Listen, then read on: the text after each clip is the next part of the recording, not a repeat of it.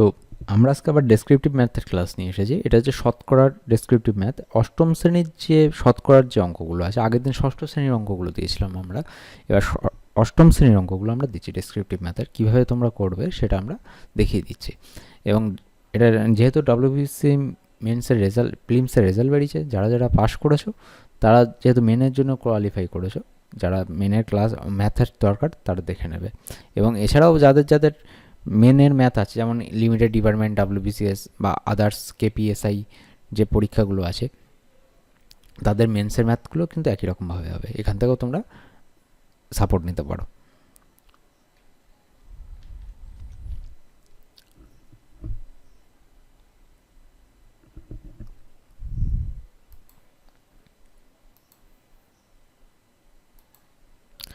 আমাদের প্রথম প্রশ্ন হচ্ছে শতকরা কি। আমরা আগেও জানি যে শতকরা হলো কোনো সংখ্যা বা রাশিকে 100-এর সাপেক্ষে প্রকাশ করার একটা বিশেষ পদ্ধতি।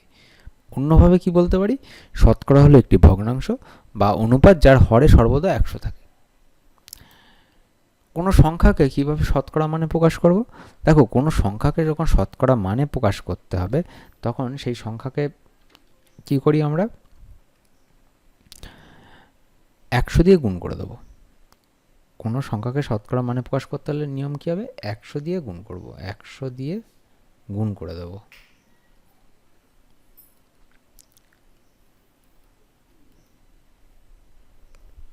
অর্থাৎ আমাকে বললো 5-এর সাথে যদি 100 গুণ করি তাহলে কি লিখতে পারবো আমরা, 500%। আবার 1/4 ইন্টু 100 যদি আমরা করি তাহলে কি পাবো আমরা, এখান থেকে কাটাকুটি করলে 25, তাহলে 25%। বা 0.25 ইন্টু 100 এটা যদি করি আমরা তাহলে এখানে কত পাবো, 25%। তাহলে 100 দিয়ে গুণ করলে আমরা কী পাবো, শতকরাকে, কোনো সংখ্যাকে 100 দিয়ে গুণ করলে শতকরা মান পাবো। এবার বলেছে কোনো শতকরা মানকে কীভাবে পূর্ণ সংখ্যা অথবা ভগ্নাংশ কীভাবে দশমিক সংখ্যায় প্রকাশ করব। তো এই বিষয়ে আমরা আলোচনা করব। তার আগে আমরা হচ্ছে একটা কথার অঙ্কে চলে যাচ্ছি। কথার অঙ্কে যাচ্ছে এই কারণে, কারণ এর পরেই আমাদের এই অঙ্কগুলো আমরা রেখে দিয়েছি, যেহেতু অনুশীলনী ধরে আমরা কাজটা করছি আজকে। এর পরের দিন আমরা অন্যভাবে করব। আমরা এছাড়াও ডেসক্রিপটিভের যে পার্সেন্টেজের অঙ্কগুলো আছে সেগুলো আমরা করে দিয়েছি বিভিন্ন অঙ্কের মাধ্যমে। আমরা শর্ট ডেসক্রিপটিভ একসাথে করে থাকি, তোমরা সেগুলো পেয়ে যাবে। এবং প্রিভিয়াস ইয়ারও আমরা আপলোড করে দেবো। তো এখানে আমরা করব, তার আগে আমরা কথার অঙ্কে যাচ্ছি। বলছে যে কোনো সংখ্যা শতকরা সমান সমান তার মান নির্ণয়ের অঙ্ক। ঠিক আছে, তাহলে কোনো সংখ্যা শতকরা, তাহলে এখানে বলেছে যে আমার কাছে 50 টাকা আছে, 50 টাকার 12% আমি স্কুলে পেন কিনতে খরচ করলাম। আমি কত টাকার পেন কিনলাম হিসাব করি। তাহলে এই যে 12% মানে কি বোঝায়, 100 টাকার হিসাবে ধরলে 12 টাকার পেন কিনেছি। আমার কাছে যদি 100 টাকা থাকে তাহলে 12 টাকার পেন কিনেছি, মানে 100-এর মধ্যে 12, তাহলে 50-এর মধ্যে কত, এটা জানতে চাইছে। তো এক্ষেত্রে আমরা, তোমরা যদি ঐকিক নিয়ম যদি কোনো কারণে করতে অসুবিধা হয়ে থাকে, টেবিল বানিয়ে নেবে। ঠিক আছে, তাহলে সেক্ষেত্রে ভুল হওয়ার সম্ভাবনা খুব কম হবে। যেমন এখানে হচ্ছে পেনের সংখ্যা আর মোট টাকা, পেনের সংখ্যা, মোট টাকা আর খরচ হওয়া টাকা, খরচ হওয়া টাকা, খরচ হওয়া টাকা। তাহলে মোট টাকা হচ্ছে 100 হিসেবে আগে হিসাব লিখতে হবে। 100 টাকা হলে এখানে 12 টাকা খরচ হচ্ছে, যেহেতু 12% বলেছে। আর মোট টাকা যখন 50 তখন এখানে দাম কত হবে। তাহলে আমরা ঐকিক নিয়মে লিখলে কী পাবো, যে 100 টাকায় খরচ হয়, 100 টাকায় মোট 100 টাকা মোট টাকা থেকে, 100 টাকার মোট টাকা থেকে, সরি লেখাটা একটু ভুল হচ্ছে,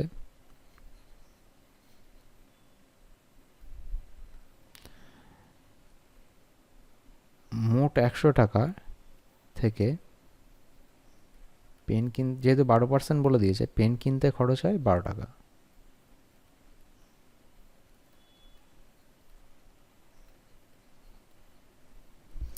তাহলে 1 টাকায় থেকে পেন কিনতে খরচ হবে 12/100 টাকা। এবার আমাদের 50 টাকা মোট দিয়েছে আমাদের, আমার কাছে 50 টাকা ছিল, আমি 50 টাকার 12% আমি পেন কিনতে খরচ করেছি। তাহলে 100 টাকার মধ্যে 12 টাকা পেন কিনেছি, তাহলে 50 টাকার মধ্যে কত টাকা কিনবো। তাহলে 12 × 50/100 কাটাকুটি করলে পাবো এখানে 2। তাহলে এখানে পাবো 6, তাহলে হচ্ছে 6 টাকা। তাহলে পেন কিনতে কত টাকা খরচ হবে আমাদের? 6 টাকা। অতএব উত্তর লিখবো এখানে আমরা, অতএব আমি কত টাকার পেন কিনলাম? অতএব আমি 6 টাকার পেন কিনলাম।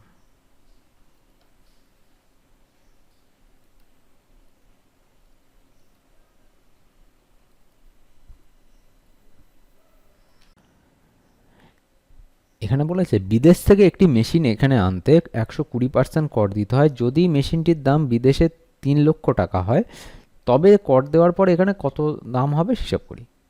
কর, বিদেশের জিনিসের ওপর যে কর, এখন দেখো ট্রাম্প সারা বিশ্ব জুড়ে কর করছে, শুল্ক চাপাচ্ছে, যেটা বাংলা কথায় বিভিন্ন দেশের ওপর শুল্ক চাপাচ্ছে, আমাকে এত টাকা শুল্ক দিতে হবে। মানে তার মানে কি, আমাদের দেশের জিনিস যদি আমরা আমেরিকায় গিয়ে বিক্রি করতে যাই, তখন আমাদের দেশের জিনিসের যা দাম তার ওপরে একটা শুল্ক হবে। সেই শুল্কটা কোথায় যাবে? না, সেই শুল্কটা তাদের দেশের কোষাগারে যাবে। তেমনই আমাদের দেশেও বৈদেশিক জিনিসের ওপরে একটা শুল্ক বসে, সেই শুল্ক দিয়ে কী হয়? না, রাজস্ব আয় হয় সরকারের।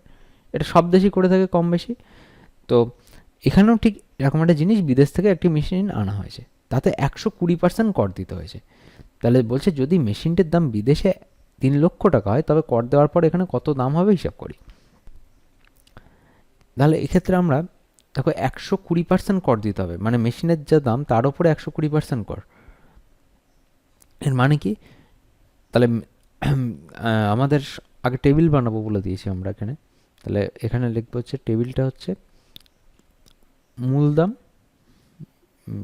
মেশিনের মূলদাম,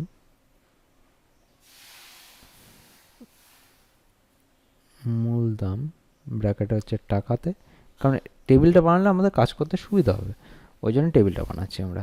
আর মেশিনের মোট দাম, মেশিনের, আচ্ছা, কর বসানোর পর দাম, কর বসানোর পর দাম, এটাও ব্র্যাকেটে টাকা। তাহলে মেশিনের মূল দাম কত হয়েছে আমাদের? মেশিনের মূল দাম হচ্ছে আমাদের 100 টাকা। এবার বলছে 120% কর দিতে হয়। তাহলে 100 টাকার ওপর 120% কর দেওয়ার অর্থ কি? 100-র সাথে 120 যোগ হয়ে যাবে, তার মানে কত হবে? 220 টাকা। মানে 100 টাকা যদি মেশিনের মূল্য হয়, তাহলে মেশিনটাকে 120% কর দেওয়ার পরে 220 টাকা দিয়ে আমাদের কিনতে হবে। যেটা হচ্ছে এখন টেসলার গাড়ি এসেছে, অনেকে বলছে ডবল দাম হয়ে গেছে আমেরিকার, এরকম একটা ব্যাপার হয়েছে, সেটা ক্ষেত্রে এটা তাই। এবার মেশিনের মূল দাম বলেছে 3 লক্ষ টাকা। তো মেশিনের মূল দাম যখন 3 লক্ষ টাকা হচ্ছে, তখন আমাদের কর দেওয়ার পরে কত টাকা মূল্য হবে? তাহলে এবার লেখাটা এইভাবে লিখবো আমরা। তাহলে মেশিনের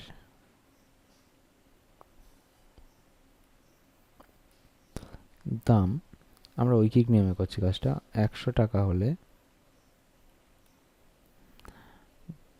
কর দিয়ে কিনতে হলে 220 টাকা দাম লাগে।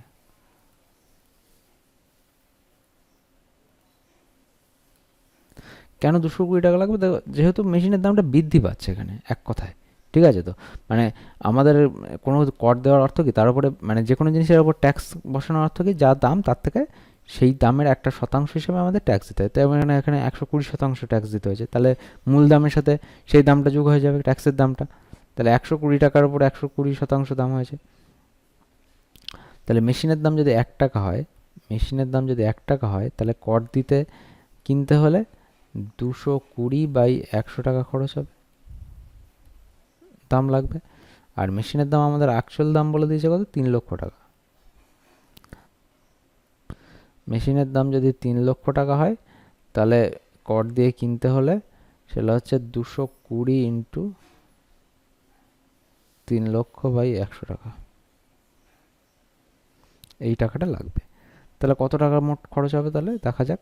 এখানে তাহলে খরচ হবে হচ্ছে আমাদের 3 দুগুণ 6, 66,000। সরি, এখানে একটা শূন্য কম পড়ে গেছে, তাহলে আর একটা শূন্য বসবে, এত টাকা, 6,60,000 টাকা খরচ হবে। অতএব কর দিয়ে মেশিনটি কিনতে হলে এত টাকা, 6,60,000 টাকা খরচ হবে। দেখো 80 টাকার 15%, তাহলে 80 টাকার 15% মানে 80 × 15/100, পার্সেন্ট তুলে দিলে 100 চলে আসবে, কারণ শতকরাটাকে ভগ্নাংশে পরিণত করতে হলে 100 দিয়ে ভাগ করতে হয় আমরা জানি। তাহলে এক্ষেত্রে আমরা কি পাবো? এক্ষেত্রে আমরা পাবো হচ্ছে 0 আচ্ছা এখানে 4 দিয়ে কাটলে হচ্ছে 4 × 80, আর এখানে হচ্ছে 5 × 100, 5 দিয়ে কাটলে এখানে হবে হচ্ছে 3, তাহলে 3 × 4 12 টাকা এখানে পাবো। একইভাবে এখানে বলেছে 215 টাকার 12%, তাহলে 12/100। একইভাবে আমরা যদি কাটাকুটি করি তাহলে 3 × 4 = 12, 4 × 25 = 100, 25 দিয়ে কাটলে 5 5 5 × 25, আর এখানে 4 × 5 = 25, 4 × 5 = 20, 3 × 5 = 15, আর গুণ করে দিলে 3 × 3 = 9, 3 × 4 = 12/5, 5 দিয়ে দিলে 5 × 2 = 10, 29, 5 × 5 = 25, 4 = 40, 5 × 8 = 40, 28.5, 28.80 টাকা। তারপর হচ্ছে নাম্বার 3-তে আসছে আমাদের কি 37.8 মিটার ইন্টু 110/100। তাহলে এক্ষেত্রে আমরা কি পাবো? এখানে দশমিক তুলে দিলাম, 10 আসলো, তাহলে এখানে আমরা পাবো হচ্ছে 0 0 কেটে গেল, ওপরের সংখ্যাগুলো গুণ করে দেবো। তাহলে 100 দিয়ে হিসাব করে দিলে 8 8 11 88, 8 হাতে 8, 3 8 11 33, 8 41, 418/100 সমান সমান 41.8 মিটার। নাম্বার 4, 480 গ্রামের 200%, তাহলে 200/100, 0 0 কাটলো, এখানেও 0 0 কাটলো, 48 × 2 = 96, 960 গ্রাম। এখানে বলেছে 2.25 টাকা 5 টাকা শতকরা কত লিখি। তাহলে শতকরা কত, অর্থাৎ দেখো এই শতকরা কত বা এই অঙ্কগুলো যখন বিভিন্ন ইউনিট থাকবে, একটা জিনিস মাথায় রাখতে হবে, এখানে যদি একটা প্রথম অঙ্কটা একই ইউনিট আছে, কিন্তু পরের অঙ্কগুলো যদি খেয়াল করি ভিন্ন ভিন্ন ইউনিট আছে, তাহলে এই ক্ষেত্রে আমাদের এককগুলোকে সব এক এককে নিয়ে আসতে হবে। প্রত্যেকটা রাশি যেহেতু একই, তাই জন্য এককগুলোকে একই এককে এনে তারপরে আমাদের হিসাবটা করতে হবে। নাম্বার 1 বলেছে যে 2.25 টাকা 5 টাকা শতকরা কত লিখি। তাহলে 2.25 টাকা 5 টাকা শতকরা কত, তাহলে মোট টাকাটা হচ্ছে 5 টাকা, তার মধ্যে যদি আমরা 2.25 টাকা বলি তাহলে সেটা কত হচ্ছে। তাহলে যেটা মূল টাকা সেটা মূল জিনিসটা নিচে হরে লিখবো, আর যেটা কত সেটা হচ্ছে লবে লিখবো। এবার যেহেতু শতকরা মান বের করতে বলেছে তাই 100 দিয়ে গুণ করে দেবো। আর এবার 2.25-এর জন্য আমরা কি আছে দশমিক তোলার জন্য 100 নিলাম, তাহলে দশমিক উঠে গেল, 100 100 কেটে গেল, 25কে কাটলে হচ্ছে 5 45 125, তাহলে এখানে হবে হচ্ছে কত 45%। অপশন 2, 85 গ্রাম 17 কিলোগ্রামের শতকরা কত লিখি। তাহলে সব কটাকে আমরা কিলোগ্রামে নিয়ে যাই, তাহলে 85 গ্রাম সমান সমান 85/1000, কারণ 1000 দিয়ে ভাগ করে কিলোগ্রামে চলে যাবে, 0.085 কিগ্রা। এটাকে আমরা শতকরা মানে নিয়ে যাব, তাহলে মোট মান হচ্ছে 17 কিলোগ্রামের মধ্যে 0.085 কিগ্রা কত, এটার সাথে 100 গুণ করে দেবো। আর এদিকে হচ্ছে দশমিক তুলে দিলাম, জন্য 1000 চলে আসলো আমাদের, দশমিক উঠে গেল, 17 দিয়ে কাটলে 5 17 85, এখানে 0 দুটো 0 কেটে গেল, তাহলে হচ্ছে 0.5%, কারণ নিচে একটা 10 রয়েছে এই জন্য 0.5%। নাম্বার 3, 2 কিগ্রা 250 গ্রাম 0.72 কুইন্টালের শতকরা কত। দেখো এখানে কিগ্রা গ্রাম আছে, এখানে কুইন্টাল আছে, তাহলে সব কটাকে একই ইউনিটে নিয়ে চলে আসবো। তাহলে 2 কিগ্রা সমান সমান 2 কিগ্রা 250 গ্রাম, এগুলোকে সব কটা গ্রামে নিয়ে কিগ্রায় নিয়ে গেলে কী হবে 2.250 কিগ্রা বা কিলোগ্রাম। একইভাবে 0.72 কুইন্টাল সমান সমান, এটা হচ্ছে গুণ করবো 100 দিয়ে, গুণ করলে কিগ্রায় চলে যাবে 72 কিগ্রা, কারণ 1 কুইন্টাল সমান সমান 100 কেজি। তাহলে আমাদের বলেছে 72 কেজির মধ্যে 2.250 কেজি কত মান বোঝাচ্ছে, শতকরা কত, তাহলে 100 দিয়ে গুণ করলাম, আর দশমিক তোলার জন্য এখানে 1000 নিয়ে নিলাম, দশমিক উঠে গেল, এখানে শূন্য কাটলো, এখানেও শূন্য শূন্য, তিনটে শূন্য নিচে কেটে গেল। এবার যদি কাটাকুটি করি কত পাবো আমরা? 9 দিয়ে কাটলে 8 9 72, এখানে 9 দিয়ে কাটলে 9 25 125, তাহলে হচ্ছে 25/8। তাহলে এখানে কত হচ্ছে? 3 8 24, 3 পূর্ণ 1/8%।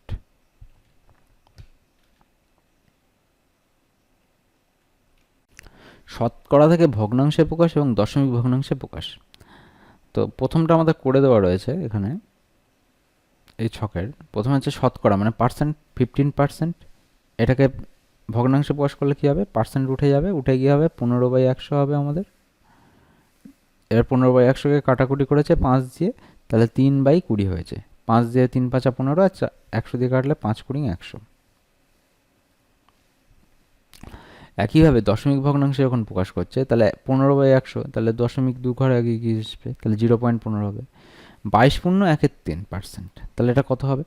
আগে এটাকে অপকৃত ভগ্নাংশ থেকে মিশ্র ভগ্নাংশ থেকে অপকৃত ভগ্নাংশ নিয়ে যাবো। 22 পূর্ণ 1/3 মানে কত? 3 22 66, আর 67/3, এত পার্সেন্ট। 67/3% মানে কত আমাদের এটা দেখতে হবে। তাহলে 67/3% মানে এটা পার্সেন্ট তুলতে গেলে কী হতে? 100 দিয়ে ভাগ করতে হবে, 67/300। তাহলে এখানে ভগ্নাংশটা কত হবে? 67/300। এবার এটাকে যদি দশমিক ভগ্নাংশ নিয়ে যাই তাহলে এটা ভাগ করবো আমরা, তাহলে 67/300, তাহলে 67 দশমিক নিলে 0, তাহলে এখানে হবে হচ্ছে আমাদের 2 দিয়ে দেবো, 2 দিয়ে দিলে হচ্ছে 600, তাহলে তারপর হচ্ছে 70, 8টা দশমিকের জন্য 0, আবার 2 দিয়ে দেবো, তাহলে 600, তাহলে 100 দশমিকের জন্য 0, 3 দিয়ে দিলে হচ্ছে 900। এবার দেখো 100 বারবার রিপিটেশন হচ্ছে, তাহলে রিপিটেশন হলে 3 পৌনপুণিক দিয়ে দেবো, তাহলে এখানে কত হবে? 0.223 মাথায় পৌনপুণিক।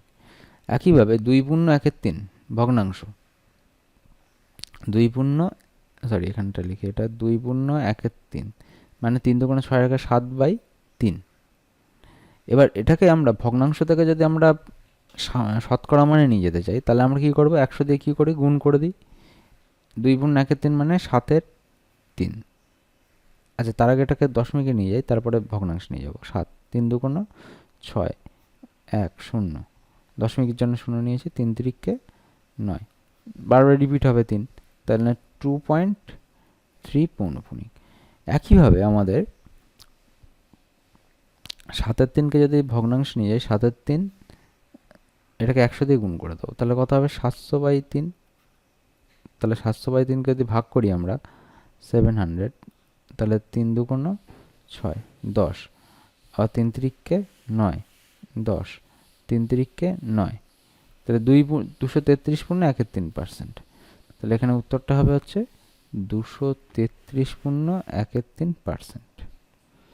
একইভাবে 1/5কে যদি আমরা ভাগ করে দিই, ভাগ করে দিলে পাবো হচ্ছে 0.2, আর এটাকে যদি শতকরা মানে নিয়ে যাই তাহলে 1/5 গুণ 100 করবো, যেটা করলে পাবো হচ্ছে 20%। একইভাবে 0.12কে আমি যদি দশমিক নিয়ে যাই তাহলে 0.2/100 দশমিক তুলে দিলাম, তাহলে হচ্ছে এনে কাটাকুটি করলে পাবো হচ্ছে 3/20, 3 4 12, 3/25। আচ্ছা তারপরে এদিকে যদি এটাকে ভগ্নাংশ নিয়ে যাই তাহলে 0.12 ইন্টু 100, 100 দিয়ে গুণ হবে, তাহলে 100 দিয়ে গুণ করলে কি দশমিক 2 ঘর সরে যাবে, তাহলে 12%। এবার বলেছে 3.125, তাহলে 3.125 এটাকে আগে সামান্য ভগ্নাংশ প্রকাশ করার জন্য 1000 দিয়ে ভাগ করে দিলাম, তাহলে এটা সামান্য ভগ্নাংশ কাটাকুটি করলে হবে হচ্ছে 25 দিয়ে যাবে 40, আর ওপরে হচ্ছে 25 থেকে 25 6 62, 25 2 50, 12 125, 5 25 125, এখনো যাচ্ছে। এখানে গেলে হচ্ছে আবার 5 দিয়ে দাও 8, আর এদিকে পড়ে থাকছে 5 25 125, তাহলে 25/8 হচ্ছে ভগ্নাংশটা। তাহলে 25/8 এই সংখ্যাটাকে আমরা যদি এতে নিয়ে যাই, শতকরা মানে নিয়ে চলে যাই, তাহলে কত পাবো দেখা যাক, বা এখান থেকে ডাইরেক্ট নিয়ে যাই শতকরা মানে, তাহলে আমাদের কাজ করতে শুরু হয় 3.125 ইন্টু 100। দেখো দশমিক হচ্ছে দুঘর সরে যাবে, তাহলে দুঘর সরে গেলে কত হবে, হেসি হয়ে যাচ্ছে লেখাটা,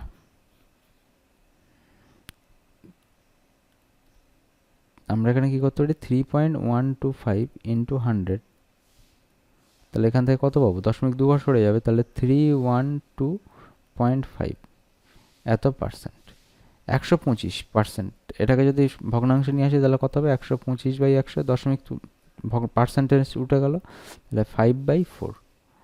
আর এটাকে যদি দশমিকে নিয়ে যাই তাহলে হবে, পাবো হচ্ছে 125/100, তো 125/100 যেহেতু, তাহলে হচ্ছে 1.25 হচ্ছে আমাদের দশমিক ভগ্নাংশের উত্তর হবে। এই টেবিল অফ ফ্র্যাকশনটা মনে রাখাটা খুব জরুরি আমাদের অঙ্ক করার ক্ষেত্রে, বিশেষ করে পার্সেন্টেজ, প্রফিট লস বা যে কোনো পার্সেন্টেজের সম্বলিত যে কোনো অঙ্ক করার জন্য এই টেবিলটা মনে রাখাটা খুব জরুরি। এখানে একটা অনুপাতের মান থেকে শতকরা মান নির্ণয়ের অঙ্ক বলে দিয়েছে, বলেছে জলে হাইড্রোজেন ও অক্সিজেন 2:1 অনুপাত আছে, জলের মোট পরিমাণে হাইড্রোজেন ও অক্সিজেনের শতকরা কতটা আছে সেটা বের করতে বলেছে। তাহলে জলে হাইড্রোজেন ও অক্সিজেন আছে এত, তাহলে অনুপাতের অঙ্ক যখনই ধরে দেবে তখন একটা আনুপাতিক ধ্রুবক ধরে নিতে হবে। তাহলে আমরা কি লিখবো এখানে, ধরি জলে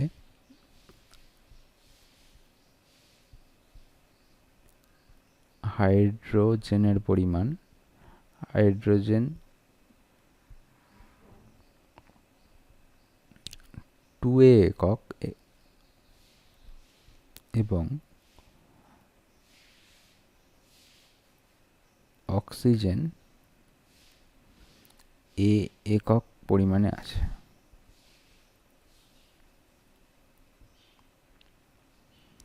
যেহেতু অনুপাতের অঙ্ক বলেছে, সুতরাং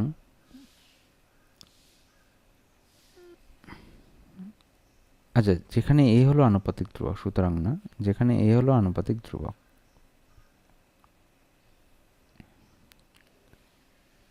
যেখানে এ হলো আনুপাতিক ধ্রুবক,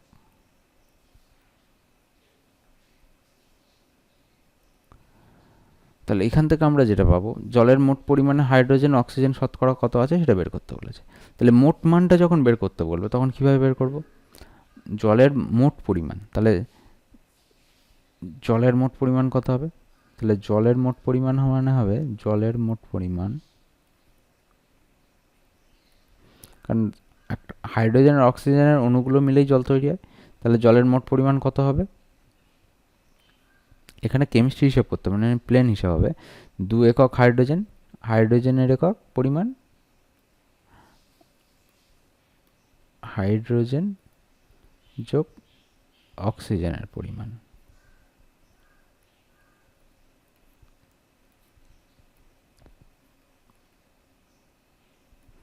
তাহলে হাইড্রোজেনের পরিমাণ আছে 2 একক, অক্সিজেন আছে 2 একক, তাহলে মোট ভাবে কত 3 একক আছে, এত পরিমাণে জলে আছে।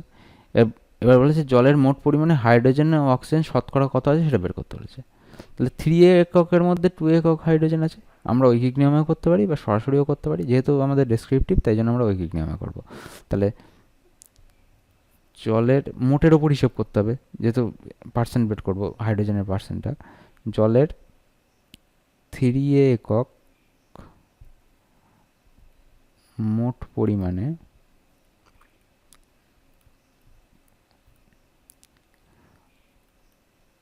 হাইড্রোজেন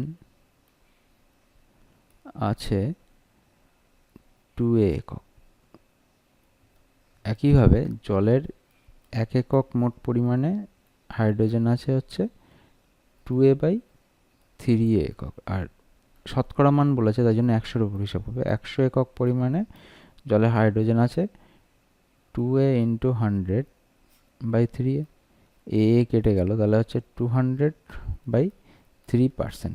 আচ্ছা, এখানে লিখতে হবে এ নট ইকুয়াল টু 0, এ যেহেতু কেটে দিয়েছে। তাহলে জলের মোট কত পরিমাণে হাইড্রোজেন আছে, 2a, এই 200/3%। এবার অক্সিজেনের পরিমাণটা আমরা বের করব। অক্সিজেনের পরিমাণটা কতটা হবে আমরা সেটা দেখে নিই। তাহলে জলের পরিমাণ কত?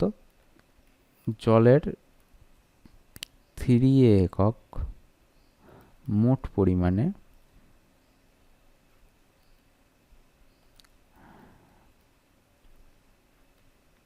অক্সিজেন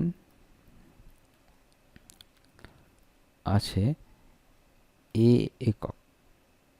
তাহলে জলের 1 একক মোট পরিমাণে অক্সিজেন আছে a/3 একক।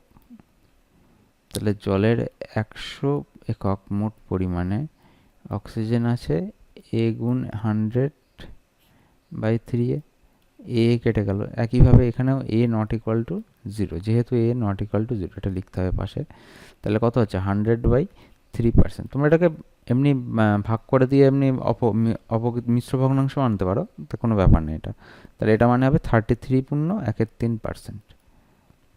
এটা হচ্ছে আমাদের উত্তর হবে। এবারে যে অঙ্কটা দিয়েছে বলছে কোনো জিনিস বা সংখ্যার পূর্বের মানের থেকে বর্তমান মানের হ্রাস বা বৃদ্ধি হলে সেই হ্রাস বা বৃদ্ধি শতকরা কত তা নির্ণয়ের অঙ্ক। বলছে হৃদয়পুরের একটি কারখানার আগে দৈনিক 1500টি বোতল তৈরি হতো, এখন তৈরি হয় দৈনিক 1695টি বোতল। ওই কাঁচের কারখানায় উৎপাদন শতকরা কত বৃদ্ধি পেয়েছে হিসাব করি। তাহলে দেখো হৃদয়পুরের কারখানায় আগে 1500টা বোতল তৈরি হতো, এখন তৈরি হয় এতটা বোতল। এখন কতটা উৎপাদন বৃদ্ধি পেয়েছে? তাহলে কারখানায়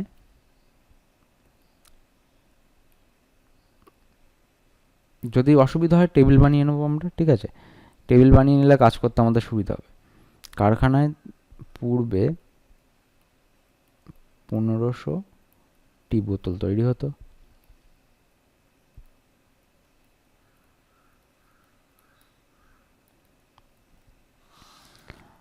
বর্তমানে তা বেড়ে, আচ্ছা বর্তমানে তার থেকে কটা বেড়েছে সেটা বের করতে হবে, কারণ আমাদের কতটা হ্রাস বৃদ্ধির পার্সেন্ট জানতে হয়েছে, তাই জন্য লেখাটা এরকম হবে বর্তমানে তার থেকে 1695 বিয়োগ 1500 সমান সমান 195টি বেশি তৈরি হয়।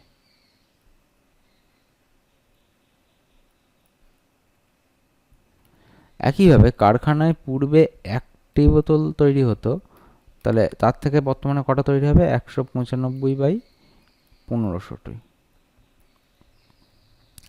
একইভাবে 100টি বোতল পার্সেন্টেজ শতকরা কত বৃদ্ধি হয়েছে সেটা বের করতে হবে। 195/100/1500। 0 কেটে গেল, 15 দিয়ে কাটলে হচ্ছে 15 × 15, 3 15 45। তাহলে 13% উৎপাদন বৃদ্ধি পেয়েছে। অতএব ওই কারখানায়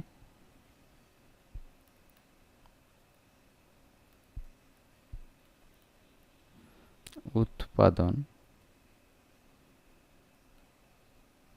শতকরা 13% বৃদ্ধি পেয়েছে।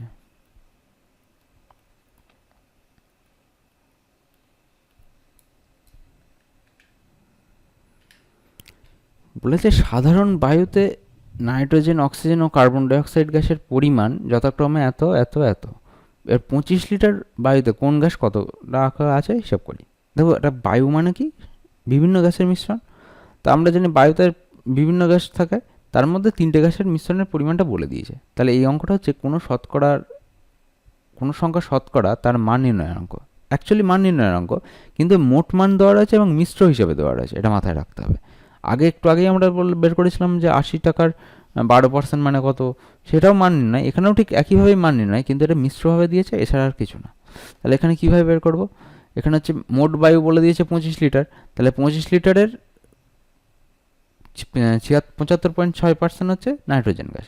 তাহলে বায়ুতে নাইট্রোজেন গ্যাসের পরিমাণ আমরা ঐকিক নিয়মেও করব, আবার এতেও করতে পারি, সরাসরিও করতে পারি, কিন্তু এটা ডেসক্রিপটিভ, তাই ঐকিক নিয়মে করব। তাহলে আমরা এখানে কি করব, যে বায়ুতে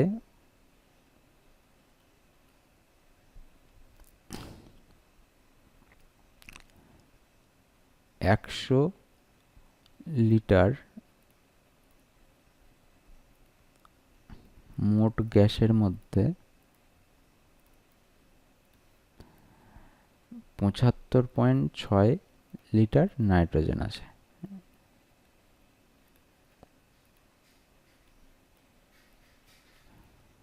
একইভাবে 1 লিটার মোট গ্যাসের মধ্যে 75.6/100 লিটার নাইট্রোজেন আছে। এবার আমাদের মোট বলে দিয়েছে 25 লিটার। আমরা এমনি শর্টে করলে কি করতাম, গুণ করে দিতাম না, সরাসরি চলে আসতো সেক্ষেত্রে মানটা। এখানে ওই যেহেতু ডেসক্রিপটিভ তাই আমাদের হিসাব করে করতে হবে। 100 তাহলে 25 দিয়ে কাটলে হচ্ছে 4। আচ্ছা, এখানে দশমিক উঠে গেল, 10 চলে এলো, 4 দিয়ে ভাগ করে দিলে পাবো হচ্ছে 4 18 72 36, 4 9 36, তাহলে 18.9 লিটার এতটা কি আছে আমাদের নাইট্রোজেন আছে। এবার হচ্ছে বায়ুতে অক্সিজেনের পরিমাণ বের করবো। তাহলে বায়ুতে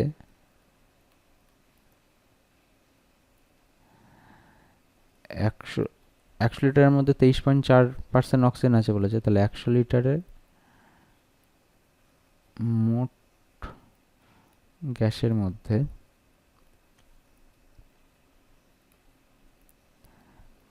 23.04 লিটার অক্সিজেন আছে।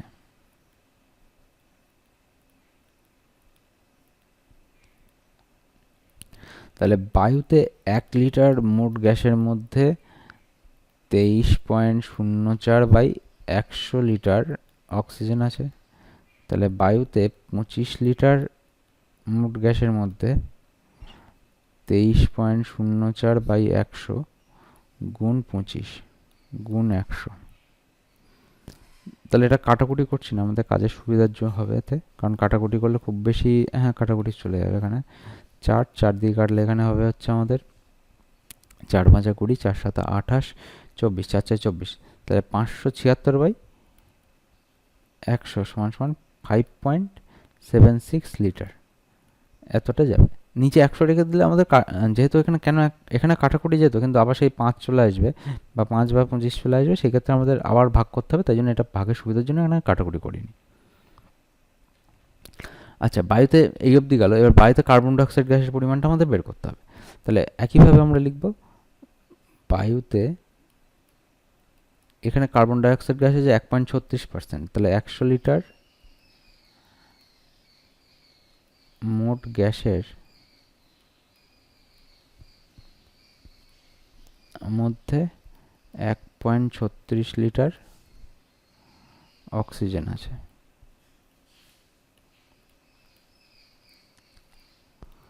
তাহলে বায়ুতে 1 লিটার মোট গ্যাসের মধ্যে 1.36/100 লিটার অক্সিজেন আছে। তাহলে বায়ুতে 25 লিটার মোট গ্যাসের মধ্যে 1.36 গুণ 25/100 এতটা অক্সিজেন থাকবে। এবার কাটাকুটি করলে কী পাবো, 4। আচ্ছা, এখানে দশমিক তোলা হয়নি, দশমিকটা তুলে দিলাম। 100, 4 দিয়ে কাটলে 3 4 12, 16, 4 4 16, 34। তাহলে 34/100 একইভাবে এখানেও কাটবো না। তাহলে 0.34 লিটার আছে। 25 লিটারের মধ্যে কতটা আছে, 0.34 লিটার।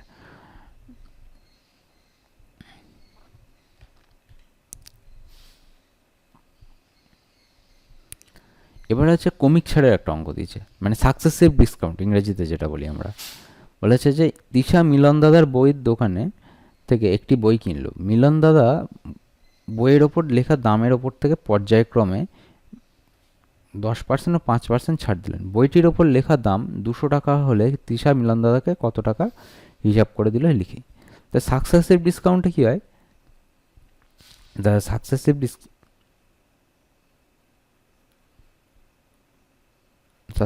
ডিসকাউন্টে কী হচ্ছে, আমাদের যে পরস্পর ছাড় আমরা এখানে কী করতাম, শর্টে করে দিতাম, 100 দিয়ে গুণ করে সব কটার করে 10টাকে 90 করে দিতাম। যে ছাড়গুলো দিয়েছে ছাড়ের মানে অ্যাকচুয়ালি ছাড়ের পার্সেন্টটা বাদ দিয়ে গুণ করে দিয়ে তারপর বিয়োগ দিলে অঙ্কটার উত্তর চলে আসতো। 200-র ওপর হিসাব যেমন রয়েছে এখানে, 100 না সরি। তো এখানে সেভাবে করলে হবে না, এখানে লিখে লিখে করতে হবে। তো এখানে কীভাবে করব, দেখো এখানে প্রথমে ছাড় দিয়েছে 10%। তাহলে জিনিসটার দাম যদি 10% মানে 100 টাকার মধ্যে 10 টাকা ছাড় পড়েছে। অতএব আমরা লিখব যে বইয়ের দোকানে বইয়ের দামে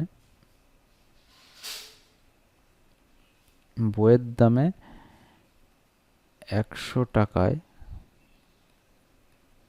ছাড় পায় 10 টাকা। তাহলে 1 টাকায় ছাড় পায় 10/100 টাকা। ছাড় মানে তোমরা সরাসরি বিয়োগ দিতেও পারো, এখানে 90 করে দিতেও পারো, 100 বিয়োগ 10 করে ছাড় দিলে কত দাম হচ্ছে সেটা, কারণ যেহেতু কত টাকা দিল সেটা হিসাব জানতে চাইছে। এখানে এই ছাড়টা এরকমভাবে না লিখে আমরা এরকমভাবেও লিখতে পারি যে 100 টাকা ছাড় দিলে, লেখাটা একটু ঘুরিয়ে লিখছি তাহলে বেশি লেন্থ হবে না অঙ্কটায়। 100 টাকা ছাড় দিলে দোকানিকে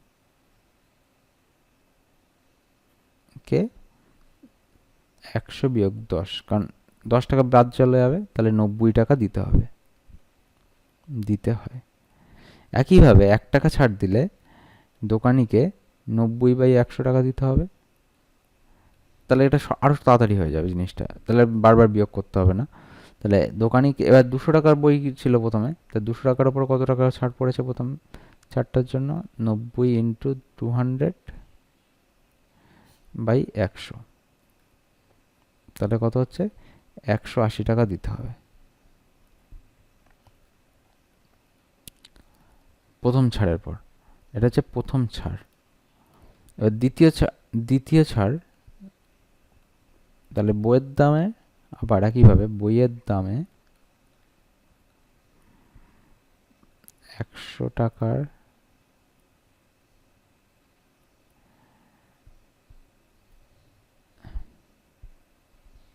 এখানে লেখার একটুখানি ভুল হয়েছে। 100 টাকায়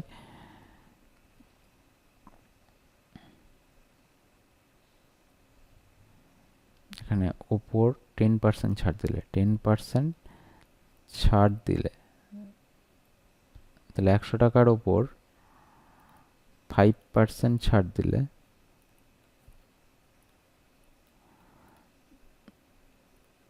দোকানিকে দিতে হয় 100 বিয়োগ 5 সমান 95 টাকা।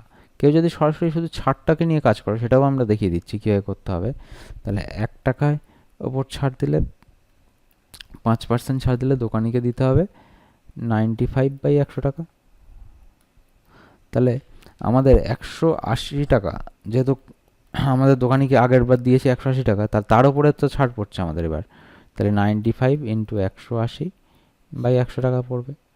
0 কেটে গেল, 5 দিয়ে কাটলাম, এখানে আছে 9, 5 দিয়ে কাটলে 5 × 9 = 95, তাহলে এখানে আছে 171 টাকা দিতে হবে। এটা হচ্ছে দোকানিকে মোট লাস্টে তৃষা মিলন দাদাকে কত টাকা দিল। অতএব তৃষা মিলন দাদাকে 171 টাকা দিল, ব্যাস।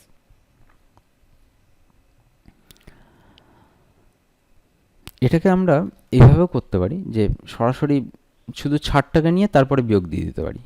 এরকমভাবে করলেও অঙ্কটা কিন্তু আসবে।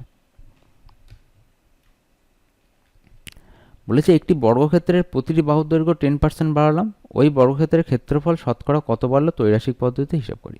তাহলে এটা শতকরা হ্রাস বৃদ্ধির অঙ্ক, পার্সেন্টেজের অঙ্ক। তাহলে আমরা এটা করে থাকি, এটা শর্ট নিয়মে করি কি, 10% প্লাস 10%, প্রথমে 10% করে বেড়েছে, প্লাস 10 × 10/100, তাহলে টোটাল হিসাব দাঁড়াবে 21%। কিন্তু এভাবে করলে তো ডেসক্রিপটিভ আসবে না, তাই জন্য আমরা এভাবে কীভাবে করবো, যে বর্গক্ষেত্রের প্রতিটি বাহু দৈর্ঘ্য 10% বাড়িয়েছে, তাহলে এটা একটা বর্গক্ষেত্র। তাহলে বর্গক্ষেত্রের প্রথমে প্রাথমিক বাহু দৈর্ঘ্য বলে দেয়নি, তাই জন্য ধরে নিলাম একক। তাহলে ধরি বর্গক্ষেত্রের প্রতিটি বাহুর দৈর্ঘ্য সমান একক। তাহলে বর্গক্ষেত্রের ক্ষেত্রফলের উপর হিসাব হবে, তাই জন্য বর্গক্ষেত্রের ক্ষেত্রফল হবে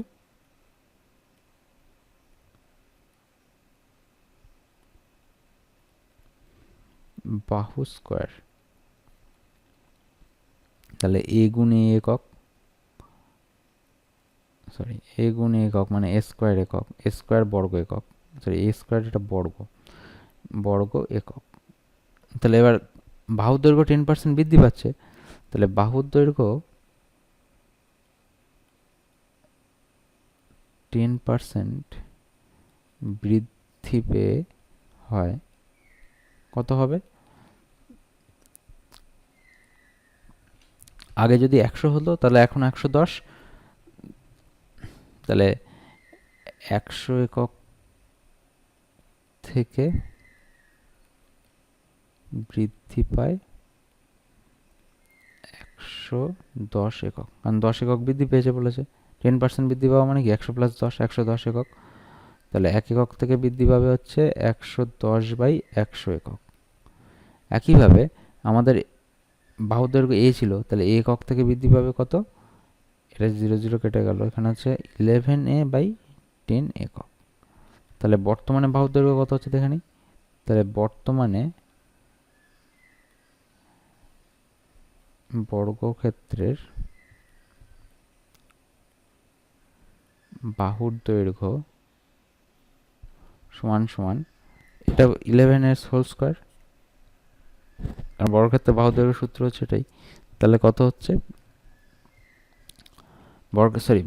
বর্গক্ষেত্রের ক্ষেত্রফল, বাহুর দৈর্ঘ্য নয়, এক্সট্রিমলি সরি, বর্গক্ষেত্রের ক্ষেত্রফল এটা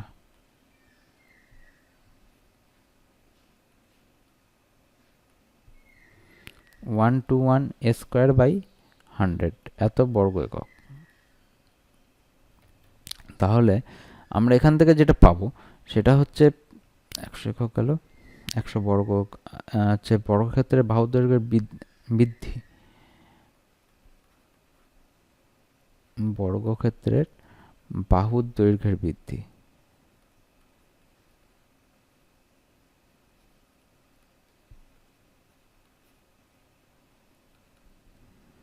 one two one a square by 100 বিয়োগ পুরনো বর্গক্ষেত্রের বাহুর দৈর্ঘ্য সমান সমান হচ্ছে 1 a square minus 100 a square by 100, তাহলে হচ্ছে 21 এ স্কোয়ার বাই 100 এত বর্গ একক। এতটা বৃদ্ধি হয়েছে। দেখো হ্রাস বা বৃদ্ধি সবসময় পুরনো ক্ষেত্রফলের উপর হিসাব হবে, পুরনো জিনিসের উপর হিসাব হবে, ঠিক আছে, এক কথায় বলতে গেলে। তাহলে কতটা হ্রাস বা বৃদ্ধি পেয়েছে? পুরনো ক্ষেত্রফল কত স্কোয়ার ছিল, তাহলে স্কোয়ারে বৃদ্ধি পেয়েছে এত, একে কত 100 কত, এটা হিসাব করতে হবে। তাহলে আমরা এখানে লিখব বর্গক্ষেত্রটির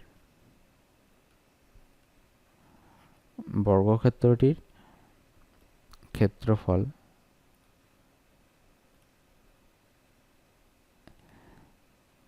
স্কোয়ার বর্গ একক থেকে বৃদ্ধি পেয়ে হয়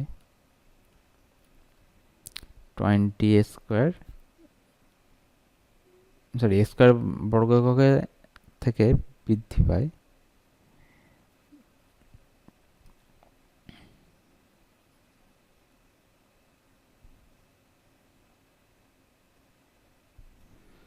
বর্গ এককে বৃদ্ধি পায়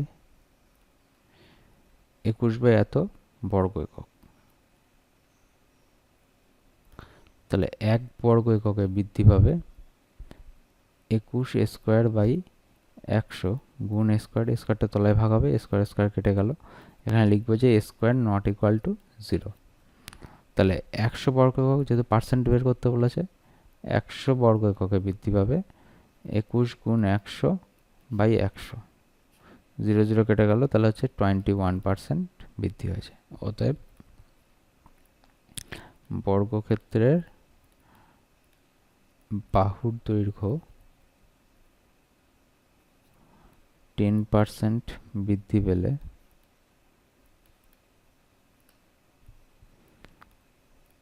ক্ষেত্রফল 21% বৃদ্ধি পায়।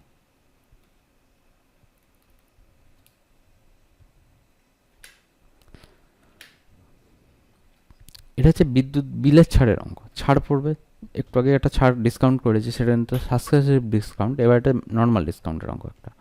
তাহলে এখানে বলেছে সময় মতন বিদ্যুতের বিল জমা দিলে 15% ছাড় পাওয়া যায়। সময় মতন বিল দিয়ে আমরা কাকিমা 54 টাকা ছাড় পেলেন, বিদ্যুৎ বিলের পরিমাণ কত ছিল হিসেব করে লিখি। তাহলে হচ্ছে বিদ্যুৎ বিল জমা দিলে 15% ছাড় পাওয়া যায়, অর্থাৎ কি 100 টাকা জমা দিলে 15 টাকা ছাড় পড়ে। তাহলে 54 টাকা ছাড় হলে ছাড়ের পরিমাণ 15 টাকা, 100 টাকা জমা দিলে ছাড়ের পরিমাণ 15 টাকা। তাহলে লেখাটা এইভাবে হবে, যদি কেউ বুঝতে না পারো তার জন্য একটু টেবিলটা করে দিচ্ছি। বিদ্যুৎ বিলে ছাড়ের পরিমাণ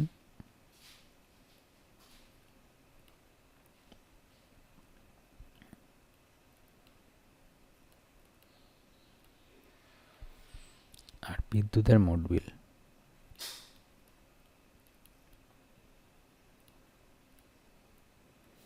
তাহলে বিদ্যুৎ বিলের ছাড়ের পরিমাণ যদি 15 টাকা যখন, তখন মোট বিল 100 টাকা। আর বিদ্যুৎ বিলের ছাড়ের পরিমাণ যখন 54 টাকা, তাহলে মোট বিল তখন কত টাকা সেটা বের করতে হবে। তাহলে আমরা এখানে লিখতে পারি এরকমভাবে, তাহলে বিদ্যুতের বিলে 15 টাকা ছাড় হলে মোট বিলের পরিমাণ হয়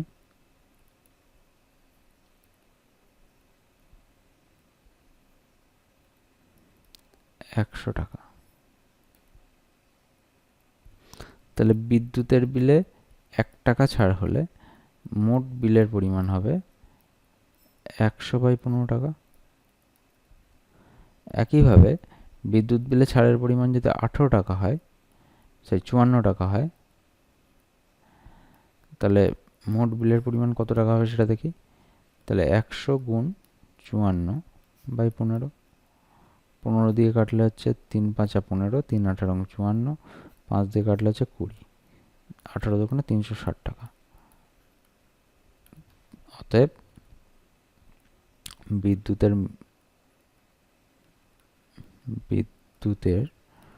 মোট বিলের পরিমাণ 360 টাকা।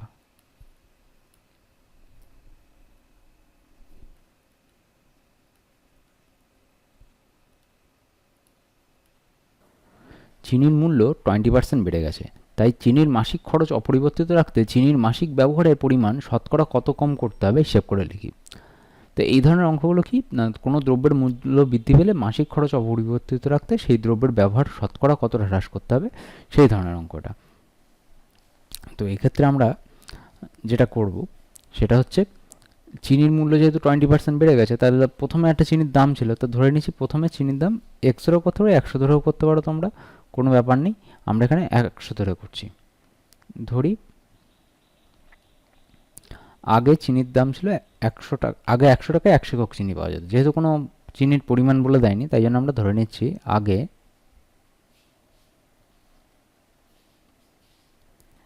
100 একক চিনির দাম ছিল 100 টাকা।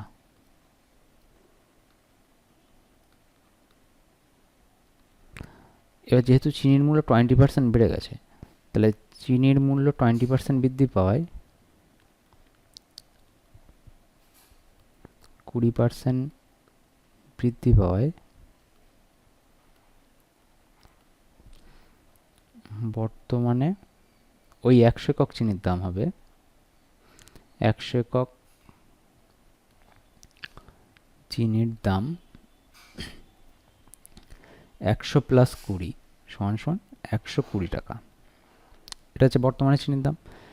এইবার যেটা হয়েছে, বলেছে কি না, চিনির মাসিক পরিমাণ ব্যবহারটা অপরিবর্তিত রাখবে, সরি মাসিক খরচ অপরিবর্তিত রাখবে। তাহলে মাসিক খরচটাকে অপরিবর্তিত রাখবে, অর্থাৎ আগে যে 100 টাকা খরচ করছিল 100 টাকায় খরচ করবে, মানে কি 100 একক চিনি না সে এবার পাবে না। তাহলে আগের, আমরা এটাকে যদি টেবিল করি আমরা বুঝতে আরও সুবিধা হয়ে যাবে। তাহলে আগের চিনির দাম আর চিনির দাম আর চিনির ব্যবহৃত চিনির পরিমাণ, চিনির দাম তাহলে এটা বর্তমানে কথাটা লিখতে হবে, বর্তমানে চিনির মূল্য। আর এটা হচ্ছে চিনির দাম, ব্র্যাকেট হচ্ছে টাকা, আর এখানে হচ্ছে ব্যবহৃত চিনির পরিমাণ।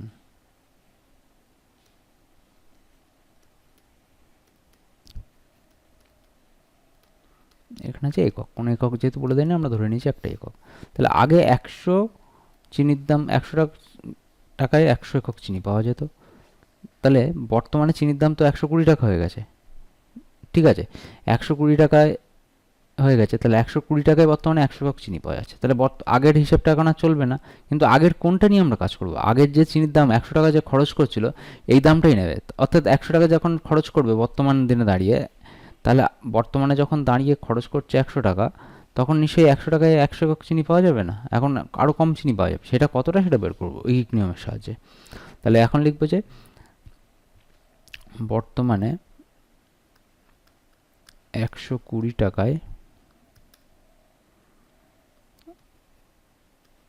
পাওয়া যায় 100 একক চিনি। তাহলে বর্তমানে 1 টাকায় পাওয়া যায় 100/120 একক চিনি। তাহলে বর্তমানে 100 টাকা, কারণ খরচ অপরিবর্তিত রাখবে বলেছে, আগে যেমন মাসে 100 টাকা খরচ করতো চিনির জন্য, এখন 100 টাকাই খরচ করবে। তাহলে কত একক চিনি পাওয়া যাবে সেটা আমরা দেখব।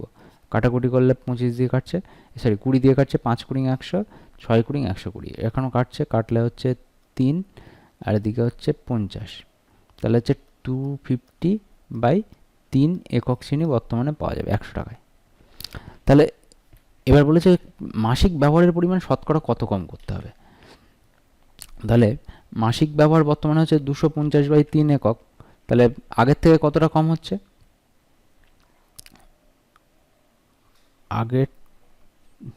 আগের চেয়ে চিনির মাসিক ব্যবহার কম করতে হবে।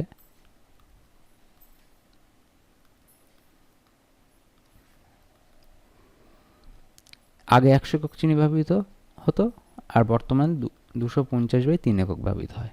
সেটা বিয়োগ দেবো, এটাকে ভগ্নাংশে আনবে না বা দশমিকে আনবে না, কাজ করতে সুবিধা হবে এইভাবে রাখলে, তাই জন্য আমরা এইভাবে রাখলাম এত একক। তাহলে এখান থেকে কি লিখতে পারি? 300 - 250, মানে 50/3 একক চিনি কম ব্যবহার করতে হবে। তাহলে এবার আমাকে জানতে হয়েছে যে শতকরা মানে কত ব্যবহার কমবে। তাহলে শতকরা মান যখন হিসাব করবো, তখন পূর্ববর্তী মানের উপর বিচার করে হিসাব করব। তাহলে পূর্ববর্তী মানের চিনি কত ছিল? 100 একক। তাহলে 100 একক চিনির ব্যবহার থেকে 50 একক, 50/3 একক চিনির ব্যবহার কমে যায়। তাহলে এখানে লিখব হচ্ছে আগে 100 একক মাসিক চিনি ব্যবহৃত হলে বর্তমানে তার থেকে 50/3 একক ব্যবহার কমে। তাহলে আগে 1 একক চিনি একের হিসাবে বের করব ব্যবহার হলে, বর্তমানে তার থেকে 50/3 গুণ 100 2 একক ব্যবহার কমবে। তাহলে শতকরা হিসাব যেহেতু, তাই জন্য আমরা 100 হিসাবে বিচার করব। 100 একক ব্যবহৃত হলে বর্তমানে তাহলে কতটা ব্যবহৃত হবে? তাহলে এখানে হবে হচ্ছে 100/3 গুণ 2, মানে হচ্ছে 50। তাহলে 50/3 একক, এত পার্সেন্ট, সরি একক না পার্সেন্ট। তাহলে এবার উত্তর হবে কি? তাহলে চিনির দাম 20% বৃদ্ধি পেলে মাসিক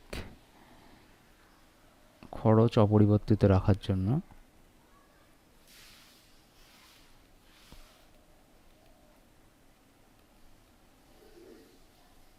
চিনির ব্যবহার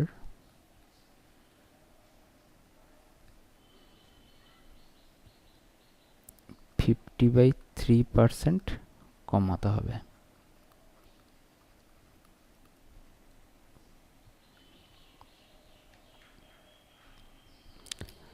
এরপরে প্রশ্ন বলেছে যে জল জমে বরফ হলে আয়তন 10% বৃদ্ধি পায়, একই বরফ গলে জল হলে আয়তন শতকরা কতটা হ্রাস পাবে, হিসাব করে লিখি। এটা আমরা বললাম শতকরা হ্রাস বৃদ্ধির অঙ্ক। কারণ কি, দেখো প্রথমে জল জমে বরফ হয়েছে, জল থেকে বরফ তৈরি হয়েছে, বরফ তৈরি হয়েছে, তারপরে বরফ গলে আবার জল পরিণত হয়েছে। তাহলে বরফ যখন জলে পরিণত হয় তাহলে কি হয়, আয়তন বৃদ্ধি পাচ্ছে, আয়তন যা ছিল তার থেকে 10% বৃদ্ধি পেয়ে গেল। আবার যখন উল্টোটা যখন হবে তখন আয়তন একইভাবে কমে যাবে, তাহলে আয়তন তখন হ্রাস করবে, ওই 10%ই কমে, যতটা বেড়েছিল ততটা কমে যাবে। তো আমাদের অঙ্কটা তাই জন্যই আমরা এখানে বলেছি হ্রাস বৃদ্ধির অঙ্ক, কিন্তু এখানে শর্ট নিয়ম হবে না, এখানে ডেসক্রিপটিভে চলবে আমাদের অঙ্কটা। তাই জন্য আমরা এখানে কী করবো, এখানে এক্স ধরেও তোমরা করতে পারো, 100 ধরেও করতে পারো, কোনো ভুল নাই। তাহলে এখানে ধরে নিতে পারি যে ধরি 100 একক জলের, ধরি জলের আয়তন 100 ঘন একক। আমরা সাধারণত জানি যে তরলের ক্ষেত্রে তরল কঠিনতে পরিণত হলে, এটা ভৌতবিজ্ঞানের বিষয়, তরল কঠিনে পরিণত হলে তোমরা পড়েছো যে সাধারণত আয়তন বৃদ্ধি পায়, আয়তন হ্রাস পায়, কিন্তু জলের ক্ষেত্রে ওটা হচ্ছে ব্যতিক্রম, এটা মাথায় রাখবে। জল তরল হওয়া সত্ত্বেও এটা কঠিনে পরিণত হলে ব্যতিক্রম যে কটা আছে তার মধ্যে একটা হচ্ছে জল জমে বরফ পরিণত হলে আয়তন বৃদ্ধি পায়। তাহলে ধরি জলের আয়তন 100 ঘন একক, 100 ঘন একক, তাহলে আয়তন 10% বৃদ্ধি পাচ্ছে। তাহলে আয়তন 10% বৃদ্ধি পেলে, তাহলে জল জমে বরফ হলে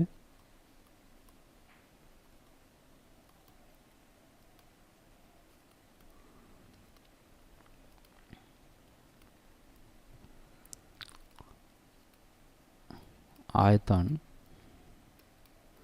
10% বৃদ্ধি পায়,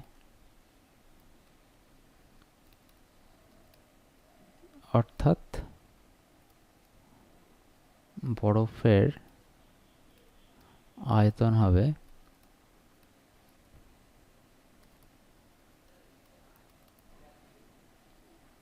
100 প্লাস 10 সমান সমান 110 ঘন একক।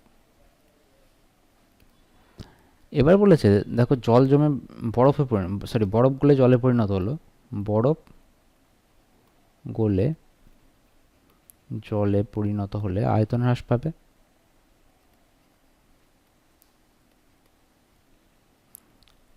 আয়তন হ্রাস পায়,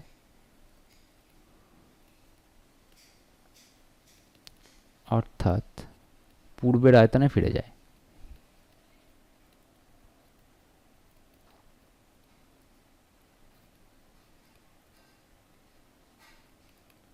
তাহলে এই ক্ষেত্রে 100 ঘন একক আয়তনে ফিরে যাবে। তাহলে এই ক্ষেত্রে আয়তন কোথায় গিয়ে দাঁড়াবে, পূর্বের, অর্থাৎ পূর্বের আয়তনে ফিরে যায়, মানে 100,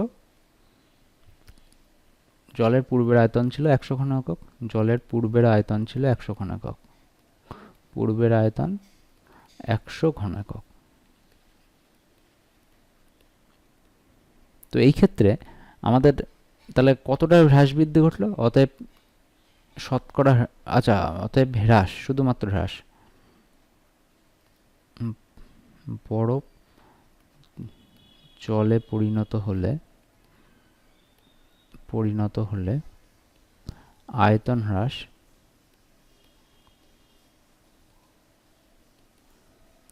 110 বিয়োগ 100 সমান সমান 10 ঘন একক।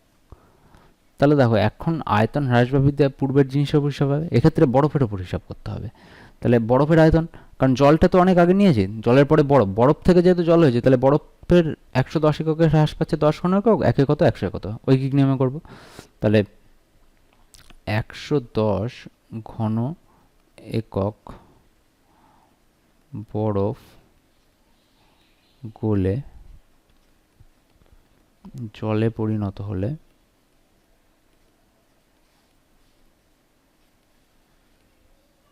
আয়তন 10 ঘন একক কমে।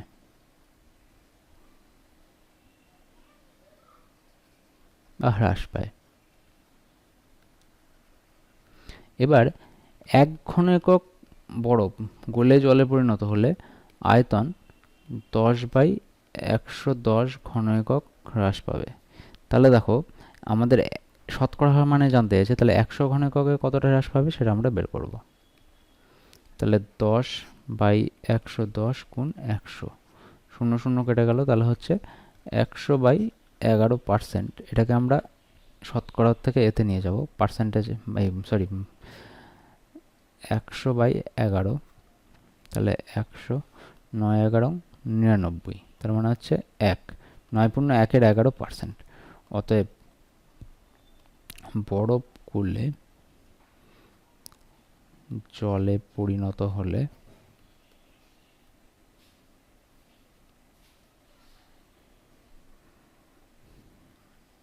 আয়তন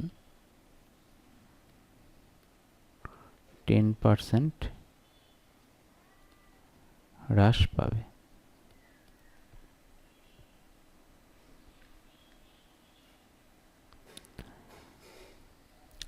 উৎপলবাবু 14 দাগের অঙ্ক, উৎপলবাবু অধিক ফলনশীল ধান বীজ ব্যবহার করায় ধানের ফলন 55% বৃদ্ধি পেয়েছে, কিন্তু তার জন্য তার চাষের খরচ 40% বেড়ে গেছে। আগে উৎপলবাবু তার জমিতে 1200 টাকা খরচ করে 3000 টাকার ফলন পেতেন। এখন জমিতে অধিক ফলনশীল ধান বীজ ব্যবহার করায় তার আয় কত পরিমাণ বাড়বে না কমবে হিসাব করে লিখি। তাহলে উৎপলবাবু যখন ধানের বীজ ব্যবহার করেছেন তাহলে ধানের ফলন 55% প্রথমে বৃদ্ধি পেয়েছে উন্নত ফলনশীল ধান ব্যবহার করেছেন, কিন্তু তার জন্য চাষের খরচও বেড়ে গেছে। এবার আগে এত টাকা খরচ হতো এবং এত টাকার ফলন পেতেন, এখন জানতে হচ্ছে বর্তমান তার আয়ের পরিমাণ বেড়েছে না কমেছে উন্নত ফলনশীল ধান ব্যবহার করে, সেটাই বের করতে বলেছে। তাহলে এক্ষেত্রে আমরা কীভাবে করব? তাহলে এক্ষেত্রে আমরা যেটা করব, আগে উৎপলবাবু জমিতে 1200 টাকা খরচ করতেন, করে 3000 টাকার ফলন পেতেন। তাহলে প্রথম যেটা সেটা হচ্ছে ফলন ধরবো আমরা। তাহলে ফলন হলে হচ্ছে চাষের খরচ, আচ্ছা চাষের খরচ দিয়ে করি আমরা আগে। তাহলে চাষের খরচ 40% বেড়ে গেছে, তাহলে 40% বেড়ে যাওয়ার মানে কি, আগে 100 টাকা যদি চাষের খরচ হতো এখন হয় 140 টাকা। তাহলে বর্তমানে আগের তুলনায় চাষের খরচ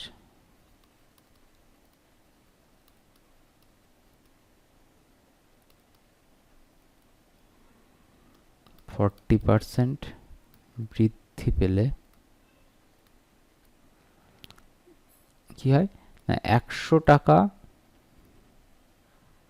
সরি আগে চাষের খরচ 100 টাকা হলে বর্তমানে তা হবে 140 টাকা। তাহলে আগে চাষের খরচ 100 টাকা হলে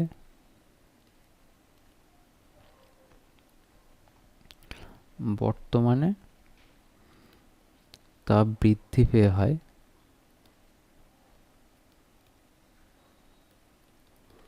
140 টাকা। কারণ এখানে কি হয়েছিল, আমাদের আগে 100 ছিল, এখন 40% বৃদ্ধি পেয়েছে, তাহলে 100 যোগ 40 সমান 140 টাকা। এবার আগে চাষের খরচ যদি 1 টাকা হলে সেখানে বর্তমানে তা বৃদ্ধি পেয়ে হবে 140/100 টাকা। এবার আগে চাষের খরচ হতো কত আমাদের, 1200 টাকা। 1200 টাকা যদি চাষের খরচ হতো তাহলে বর্তমানে তা বৃদ্ধি পেয়ে কত হবে, 140 × 1200/100। তাহলে 0 0 কাটলো, এখানেও 0 0 কাটলো, তাহলে হচ্ছে 0 4 14, সরি 4 বারং 48, 8 হাতে 4, 12কে 12 4 16, 1680 টাকা। এবার বলেছে দেখো আগে 1200 টাকা খরচ করে 3000 টাকা ফলন পেতেন, কিন্তু এখন ধানের ফলন 55% বৃদ্ধি পেয়েছে। তাহলে একইভাবে ধানের ফলন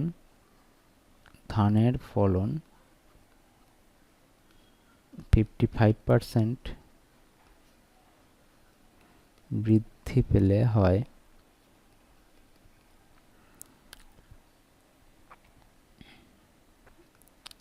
আগে 100,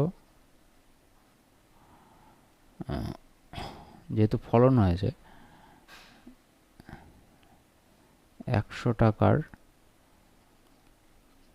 ফলন হলে বর্তমানে তা বৃদ্ধি পেয়ে হয়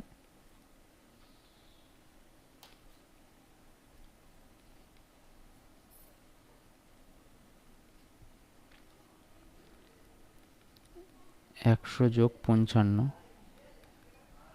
155 টাকা। এবার আগে 1 টাকা ফলন হলে তাহলে বর্তমানে তা বৃদ্ধি পেয়ে হবে 155/100 টাকা।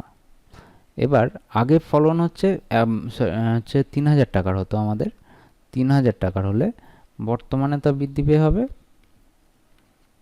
155/100 ইন্টু 3000 টাকা।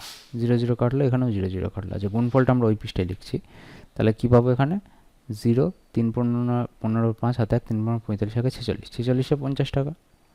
তাহলে এবার আমাদের প্রশ্নের উত্তর কি জানতে চাই? এখন জমিতে অধিক ফলনশীল ধান বীজ ব্যবহার করে তার আয় কত পরিমাণ বাড়বে না কমবে সেটা জানতে চাইছে। তাহলে আগের আয় কি করে পাবো আর বর্তমান আয় কি করে পাবো? আগের আয় দেখো কত টাকা হতো, মানে 3000 টাকার ফলন পেতো, তার মধ্যে 1200 টাকা খরচ করতো, তাহলে ওটা বাদ চলে যাবে, সেটা চায়। আর এখন আয় কত হচ্ছে? এখন হচ্ছে 1680 টাকা খরচ করছে আর 4650 টাকা পাচ্ছে। তাহলে কোনটার ক্ষেত্রে আয় হচ্ছে দেখা যাক। তাহলে পূর্বের আয় সমান সমান মোট ফলনের টাকা, ফলনের দাম বিয়োগ চাষের খরচ।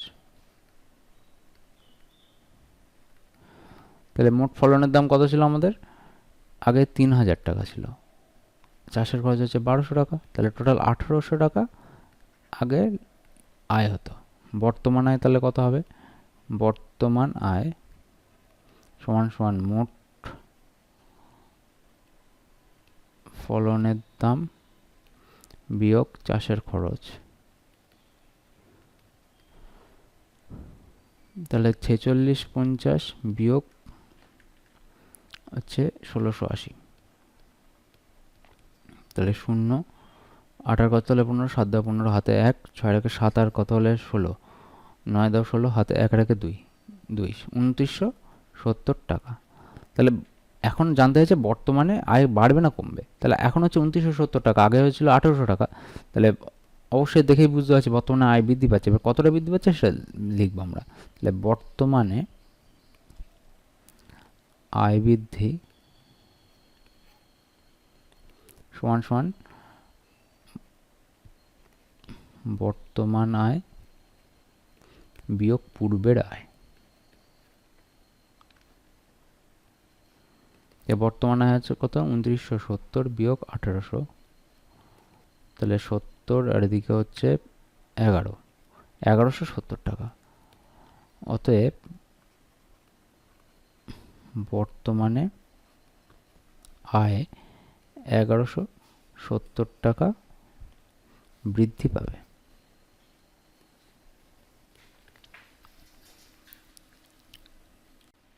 একটি বিধানসভা কেন্দ্রের ভোটারদের 80% ভোট দিয়েছে এবং বিজয়ী প্রার্থী প্রদত্ত ভোটে 65% ভোট পেয়ে নির্বাচিত হয়েছেন। তিনি মোট ভোটের শতকরা কত ভোট পেয়েছেন হিসাব করে লিখি। তাহলে এখানে আমাদের যেটা দিয়েছে সেটা হচ্ছে একটা বিধানসভা কেন্দ্র আছে, তার মোট ভোটার যদি 100% হয়, 80% লোক ভোট দিয়েছে আর বিজয়ী প্রার্থী মোট ভোটের 65% ভোট পেয়েছে। তাহলে তিনি মোট ভোটে শতকরা কত পেয়েছেন সেটাই জানতে চেয়েছে।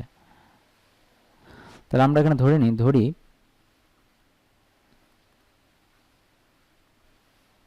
বিধানসভা কেন্দ্রের মোট ভোটার সমান সমান 100 জন। আমরা জন হিসেবে ধরছি বা পার্সেন্টে ধরা করা যেতে পারে। তাহলে 80% ভোটার ভোট দিলে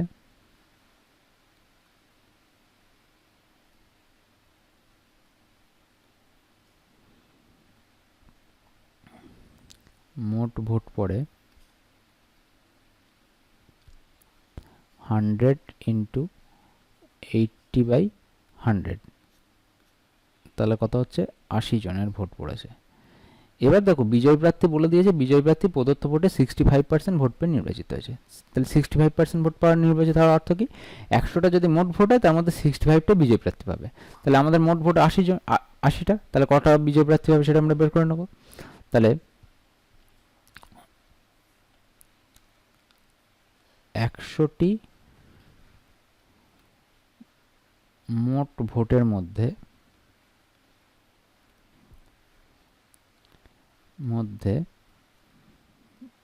বিজয়ী প্রার্থী পায়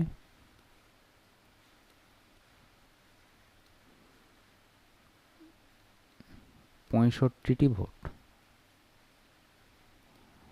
তাহলে একটি মোট ভোটের মধ্যে বিজয় প্রার্থী পাবে 65/100টি মোট ভোট। এবার আমাদের মোট ভোটের পড়েছে 80টি, তাহলে 80টি মোট ভোটের মধ্যে বিজয় প্রার্থী পাবে 65 × 80/100। কাটাকুটি করছে 20 দিয়ে 4 × 80, 5 × 100, 5 দিয়ে কাটলে 13, তাহলে হচ্ছে 4 13 52। তাহলে এই যে 52টি ভোট কে পেয়েছে? বিজয় প্রার্থী পেয়েছে। তাহলে এই 52টি ভোট মানে অ্যাকচুয়ালি এখানে 52টি লিখলে হবে না, কারণ এখানে এটা পার্সেন্টেজে চলে আছে, শতকরা মান জানতে হয়েছে। তাহলে 80টার মধ্যে যদি 52 হয়, তাহলে 100-র মধ্যে কত? 80-র মধ্যে 52, 100-র মধ্যে অবশ্যই 65।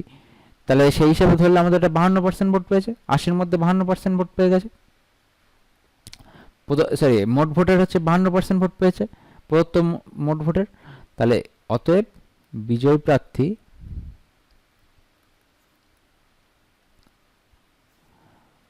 প্রদত্ত ভোটের 52%, কারণ 100টা তো আমরা ধরে নিয়েছিলাম, 100 জনের রেসপেক্টে ধরে নিয়েছিলাম মোট ভোট।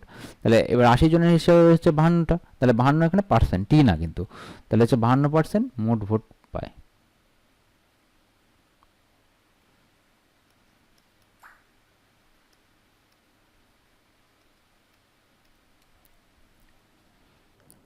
এই বছরে নন্দলাল উচ্চ মাধ্যমিক বিদ্যালয়ের পরীক্ষার্থীদের 85% বাংলায়, 70% অঙ্কে এবং 65% উভয় বিষয়ে এ প্লাস পেয়েছে। পরীক্ষার্থীর সংখ্যা যদি 120 জন হয়, তবে হিসাব করে দেখি কতজন পরীক্ষার্থী উভয় বিষয়ে এ প্লাস পেয়েছে। শুধু অঙ্কে প্লাস পেয়েছে, শুধু বাংলায় এ প্লাস পেয়েছে, আর শুধু উভয় বিষয়ে এ প্লাস পায়নি। এই 4টে প্রশ্নের উত্তর আমাদের জানতে হয়েছে। তো আমরা এখানে কিভাবে আমরা অঙ্কটাকে করব?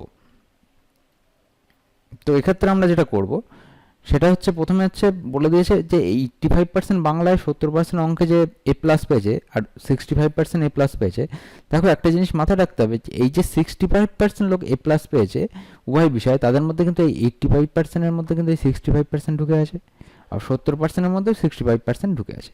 তাহলে আমাদের প্রথম বের করে নিতে হবে যে শুধু বাংলা এ প্লাস কতজন পেয়েছে, শুধু অঙ্কে কতজন এ প্লাস পেয়েছে, কারণ এগুলো আমাদের জানতে হয়েছে শুধু অঙ্কে, শুধু বাংলায় আর উভয় বিষয়। তাহলে উভয় বিষয়ে প্লাস পেয়েছে কতজন, এটা প্রথমেই আমরা বের করে নিতে পারবো। তাহলে 1 নম্বর প্রশ্নের উত্তর বলেছে উভয় বিষয়ে প্লাস পেয়েছে 65%। উভয় বিষয়ে এ প্লাস পেয়েছে 65%। তাহলে 120 জনের মধ্যে উভয় বিষয়ে প্লাস পায়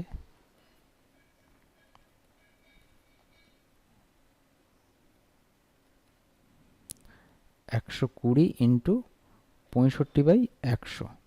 তাহলে কাটাকুটি 20 দিয়ে কাটলে 6 × 100, 5 × 100, সরি 5 × 100, 6 × 100 করি, 5 × 100, আর 5 তেরং 65, তাহলে 6 তেরং 78 জন। 78 জন তাহলে উভয় বিষয়ে এ প্লাস পেয়েছে। এবার বলেছে 85% বাংলায় এ প্লাস পেয়েছে, তাহলে 85% বাংলায় এ প্লাস পেলে শুধু বাংলায় এ প্লাস পায়, শুধু বাংলায় এ প্লাস পায় সমান সমান 85% মাইনাস 65%। তাহলে কতজন হবে? কারণ 65% বাদ দিলাম না, তো যেহেতু উভয় বিষয় পেয়েছে নাম্বারটা, তাই জন্য 20% বাদ, এই 65% বাদ গেল, কারণ 85%-এর মধ্যেও 65% ঢুকেছিল উভয় বিষয়। তাহলে উভয় বিষয় বাদ দিলে শুধু বাংলায় প্লাস পেয়েছে, তারা কিন্তু অঙ্কে প্লাস পায়নি। ঠিক আছে, এটা মাথায় রাখতে হবে 20%। তাহলে আমাদের দ্বিতীয় প্রশ্নের উত্তর জানতে হয়েছে যে শুধু বাংলায় প্লাস পেয়েছে কতজন। অতএব 120 জনের মধ্যে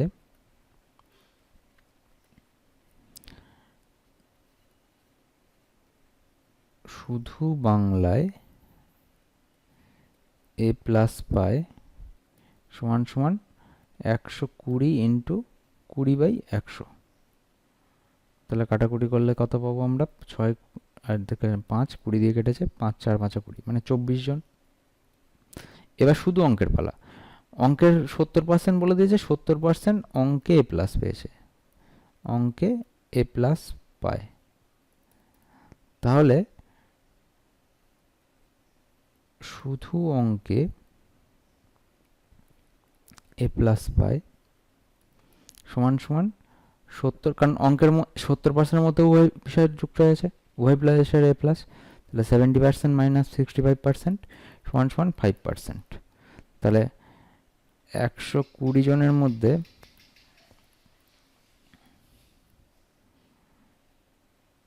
শুধু অঙ্কে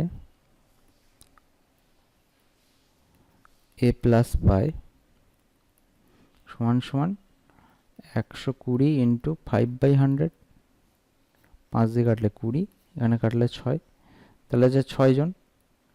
তাহলে আমাদের 3 নাম্বার প্রশ্নের উত্তর আমরা পেয়ে গেলাম শুধু অঙ্কের এ প্লাস, এর উভয় বিষয়ে এ প্লাস পাইনি। তাহলে উভয় বিষয়ে এ প্লাস পাইনি, আমরা আর পার্সেন্টেজ হিসেবে আর যাবো না, পার্সেন্টেজ হিসেবে বের করতে পারো, পুরো 120 দিয়ে গুণ করে এরমভাবে বের করতে পারো, আবার এমনিভাবে আমরা বের করতে পারি জিনিসটাকে। তাহলে উভয় বিষয় এ প্লাস পাইনি কতজন সেটা বের করতে বলেছে। তাহলে উভয় বিষয়ে এ প্লাস পাইনি কতজন,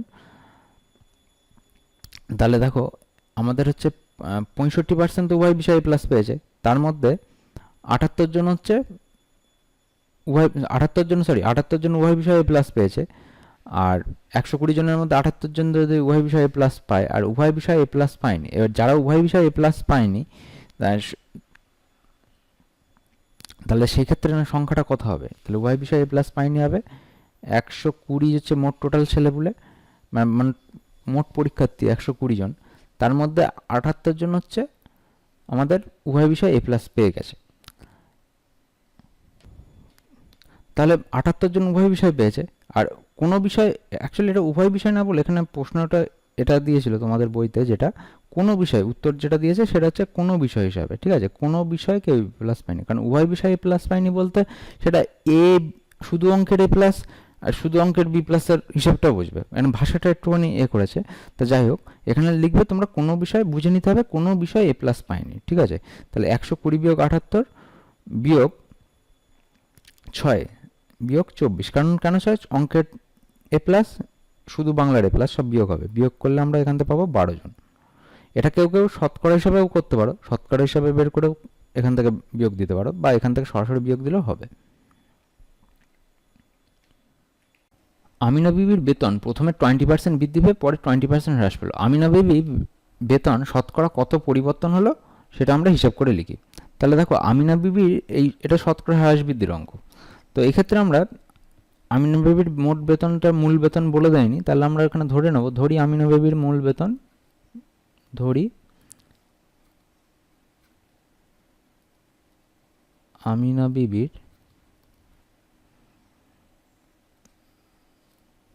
বেতন 100 টাকা ছিল। তাহলে বলেছে প্রথমে 20% বৃদ্ধি পেয়েছে, তাহলে আমিনা বিবির বেতন 20% বৃদ্ধি পেলে হয় কি হবে, 120 টাকা হয়ে যাবে, 100 গুণ 100 ইন্টু 20/100 সমান সমান 100 গুণ না, এটা যোগ 100 যোগ 100 ইন্টু 20, তাহলে 120 টাকা। এবার বলেছে আমিনার বিবির বেতন পরে আবার 20% হ্রাস পেয়ে গেছে, তাহলে 20% হ্রাস পেলে কি হবে, তাহলে আবার আমিনা বিবির বেতন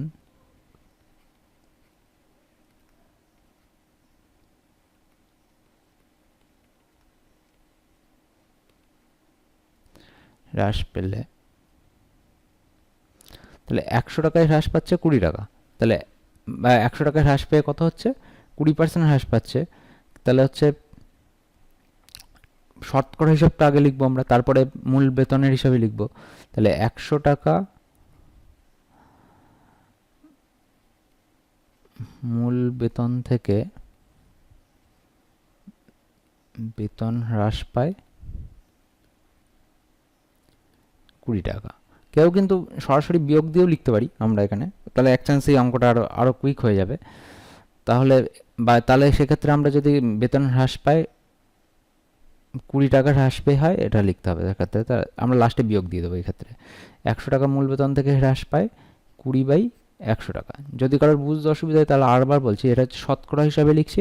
শতকরা হিসাবে লেখার অর্থ হচ্ছে আমরা যেহেতু 20% হ্রাস পেয়েছে, তাহলে 100 টাকা মূল বেতন হলে মূল বেতন থেকে বেতন হ্রাস পায় 20 টাকা, তাহলে 1 টাকায় হ্রাস পাবে এত টাকা।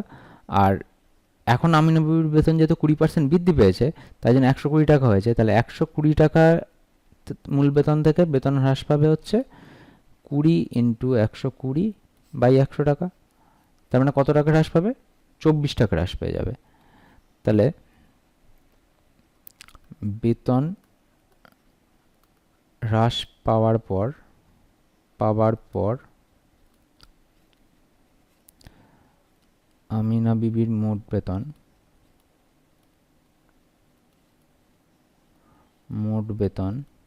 সমান সমান, আচ্ছা আমিনা বিবির বর্তমান মোট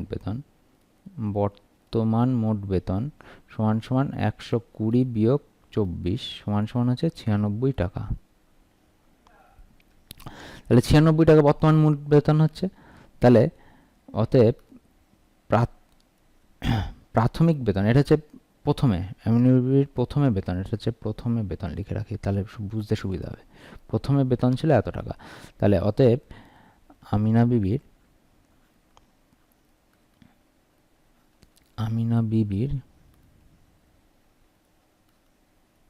মূল বা প্রথম বেতন থেকে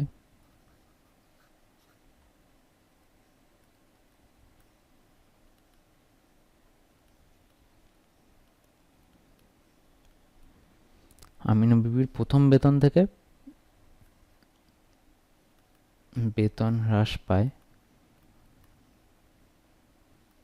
সমান সমান, প্রথম বেতন ছিল 100 টাকা, বর্তমান বেতন হচ্ছে 96 টাকা, তাহলে 4 টাকা বেতন হ্রাস পেয়েছে।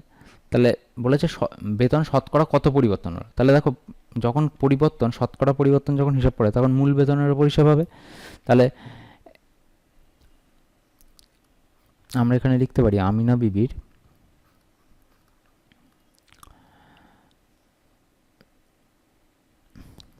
বেতন 100 টাকায় হ্রাস পায় 4 টাকা, কারণ দুবার হ্রাস বৃদ্ধি হয়েছে, একবার প্রথমবার বৃদ্ধি তারপর হ্রাস করছে। 100 টাকায় হ্রাস পায়, বলেছে মূল বেতন আমিনবীর বেতন শতকরা কত পরিবর্তন হলো। তাহলে 100 টাকায় হ্রাস পায় 4 টাকা। তাহলে কারণ 100 টাকা, এই 100 টাকাটা কোন টাকার, যেহেতু প্রথমে 100 টাকা আমাদের মূল বেতন ছিল, এটা বোঝার জন্য কালিটা চেঞ্জ করে দিচ্ছি। প্রথমে বেতন ছিল 100 টাকা, তাহলে সেইখান থেকে হ্রাস পেয়েছে কিন্তু এই 100 টাকা এটা। তাহলে 1 টাকা হ্রাস পায় 4/100 টাকা, 1 টাকা যখন বেতন। এইবারে যে 100 টাকা নেবো সেটা হচ্ছে শতকরা মানে তৈরির জন্য 100 টাকা নেবো। তাহলে শতকরা 100 টাকার জন্য বেতন হ্রাস পাবে কত টাকা? 4 × 100/100, তাহলে 100 কেটে গেল, তাহলে হচ্ছে 4%। অতএব আমিনা বিবির বেতন, অ্যাকচুয়ালি এটা বুঝে নিতে হবে অঙ্কটার মধ্যে, এটা প্রাথমিক বেতনের তুলনায়, ঠিক আছে? তো বেতন প্রাথমিক বেতনের তুলনায়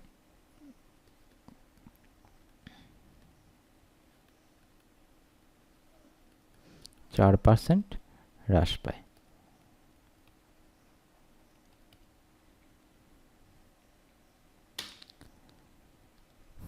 বলেছে একটি আয়তক্ষেত্রের দৈর্ঘ্য 15% বৃদ্ধি করা হলো এবং প্রস্থ 15% হ্রাস করা হলো, তাহলে আয়তক্ষেত্রের ক্ষেত্রফল শতকরা কত বৃদ্ধি বা হ্রাস পেলে হিসাব করি।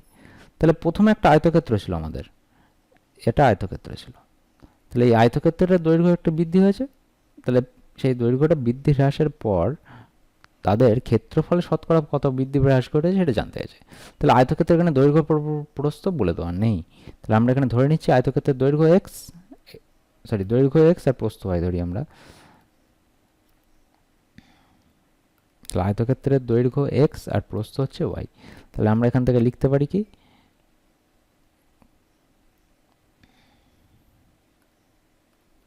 তাহলে আমরা এখানে লিখি, ধরি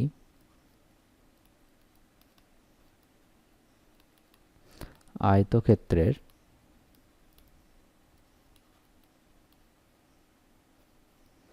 দৈর্ঘ্য সমান সমান এক্স মিটার বা এক্স একক এবং প্রস্থ সমান সমান ওয়াই একক।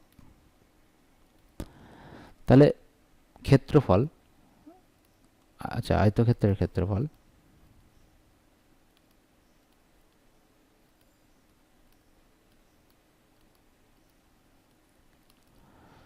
এক্স ওয়াই বর্গ একক। তাহলে এখন আয়তক্ষেত্রের দৈর্ঘ্য বলেছে 15% বৃদ্ধি পেয়েছে। তাহলে আয়তক্ষেত্রের দৈর্ঘ্য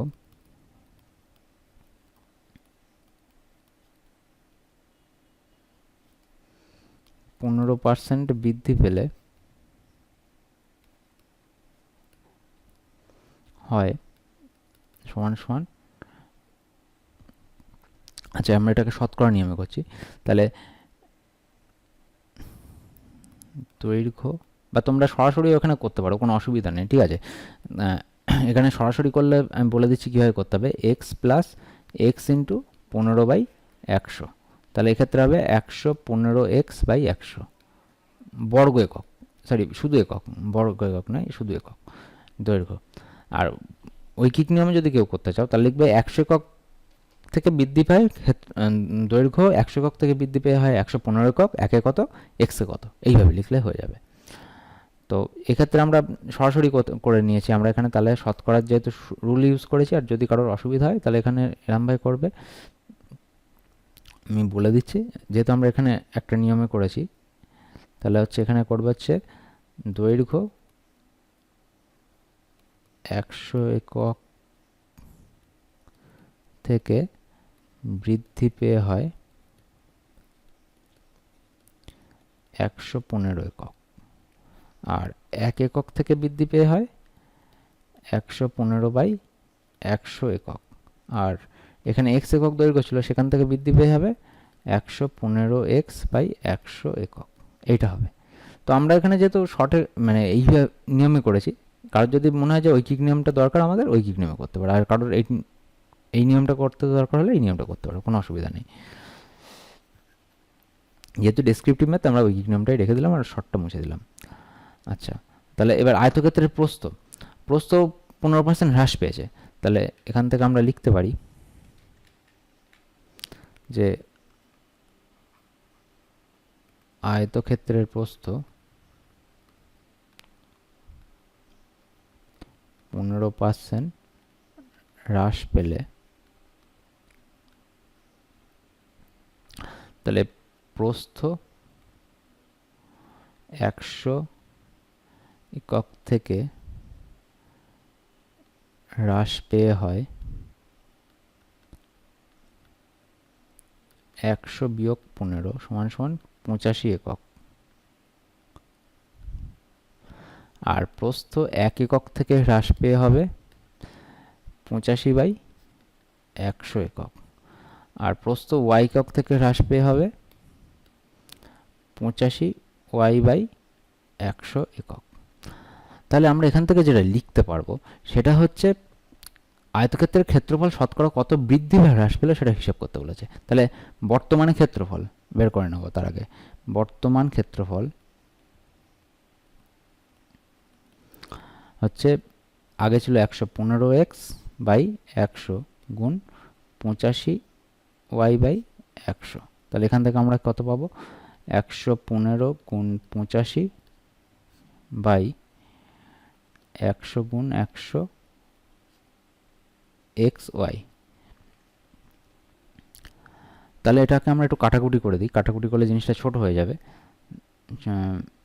তাহলে এখানে পাবো হচ্ছে 23/20, আর এখানে পাবো হচ্ছে 17/20, তাহলে 20 20 কত হচ্ছে 400, 400 ওপরে xy, আর এটা গুণ করলে 3 7 51 1 হাতে 5 17 34 আর 5 39, 391 xy বর্গ একক, বর্গ একক।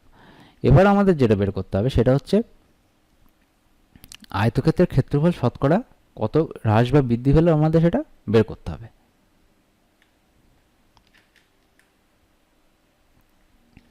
তাহলে অতএব দেখো এখানে যেহেতু ওপরে ভগ্নাংশ ছোট আর এটার বড় হয়েছে, সেই ক্ষেত্রে কি হয়েছে বুঝে নিতে হবে যে আয়তক্ষেত্রের ক্ষেত্রফল হ্রাস পেয়েছে।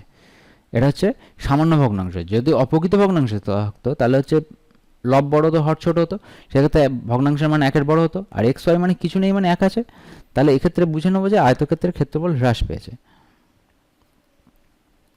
আয়তক্ষেত্রের ক্ষেত্রফল হ্রাস পায় সমান সমান এক্স ওয়াই থেকে 391 x y by 400 equal to 400 minus 400 xy minus 391 xy, তাহলে এখানে হবে হচ্ছে 9xy বাই 400, এত বর্গ একক। তাহলে এখান থেকে আমরা যেটা লিখতে পারি, এবার এটা তো এমনি হিসাবে এসেছে, এবার শতকরা হিসাব মানে 100 হিসাবে কত আমাদের সেটা বের করতে হবে। অতএব আমরা এখানে লিখতে পারি যে এবার যখনই 100 হিসাবে বের করতে হবে তখন হচ্ছে আয়তক্ষেত্রের পুরনো ক্ষেত্রফলের উপর হিসাব হবে। হিসাবটা পুরনো ক্ষেত্রফল থেকে কতটা বৃদ্ধি পাবে, হ্রাস পেয়েছে, যেহেতু এখানে হ্রাস পেয়েছে তাহলে আমরা এখানে লিখব। আর যদি তোমরা বুঝতে না পারো সরাসরি এই যেটা বেরিয়েছে এখান থেকে এটা বিয়োগ দেবে, তাহলে বিয়োগ দিয়ে যদি দেখো যে মাইনাসের ভ্যালু আসছে তাহলে বুঝবে যে ওটা হ্রাস পেয়েছে, আর প্লাসের ভ্যালু আসলে তাহলে বুঝবে ওটা বৃদ্ধি পেয়েছে। এভাবেও তোমরা বুঝতে পারো দুরকমভাবে। আমি বলেছি এই যে কোনটা ছোট বড়, এক্স ওয়াই বড় না 391 এক্স ওয়াই বাই 400 এই বড়, অনেকের বুঝতে অসুবিধা হয়। দেখো এখানে লবটা ছোট আছে, এটা হরটা বড় আছে, তাহলে লবটা যেহেতু ছোট তাই জন্য একের ভ্যালু কম, মানটা টোটাল ভগ্নাংশের মানটা একের কম, কিন্তু এক্স ওয়াই মানে এর আগে কিছু নেই মানে এক আছে, তাহলে এর মানটা এক, তাহলে এর থেকে এটা ছোট, এটা বোঝা যাচ্ছে। আর একটা বোঝা যাচ্ছে কি, এমনি তোমরা যদি এখান থেকে প্রথমে ধরো 391 x y minus by 400 minus x y করলে এ বিয়োগ করে দেখলে যে মাইনাস আসছে, যেহেতু বড় সংখ্যাটাকে মাইনাস থাকবে তাই মাইনাস আসবে, 400 আগে বড় সংখ্যা, তাহলে এই মাইনাসটা থেকে বুঝে নেবে যে ওটা হ্রাস পেয়েছে। সেভাবে করলেও কোনো অসুবিধা নেই। তাহলে আমরা এখানে লিখতে পারি যে আয়তক্ষেত্রের ক্ষেত্রফল, আয়তক্ষেত্রের ক্ষেত্রফল এক্স ওয়াই বর্গ এককে হ্রাস পায় সমান সমান 9xy বাই 400 বর্গ একক। আর এক বর্গ এককে হ্রাস পাবে সমান সমান 9xy বাই 400 ইন্টু xy বর্গ একক, sorry by xy, extremely sorry, এখানে হচ্ছে xyটা তলায় চলে যাবে, ইন্টু xy বর্গ একক।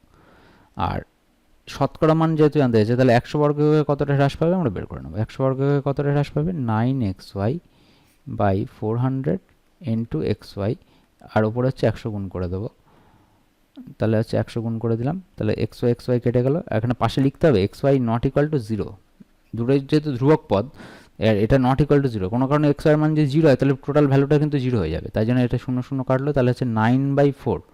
তাহলে 9/4 মানে কত আমরা লিখতে পারি, 9/4, 9/4টাকে আমরা ভেঙে নিচ্ছি, 9/4, 9, 4 2 8, আচ্ছা 1 দশমিক নিয়ে 0, তাহলে হচ্ছে আবার হচ্ছে 4 1 4, সরি 4 2 8 এখানে, তাহলে 2 0 দশমিকের জন্য 0 নামেছে 20, 4 5 20, তাহলে হচ্ছে 2.25%। তাহলে আমরা এখানে কত অ্যান্সার পেলাম হচ্ছে 2.25% হ্রাস পাবে। তাহলে এখানে উত্তর লিখব, অতএব আয়তক্ষেত্রের ক্ষেত্রফল, সরি আয়তক্ষেত্রের ক্ষেত্রফল 2.25% হ্রাস পাবে।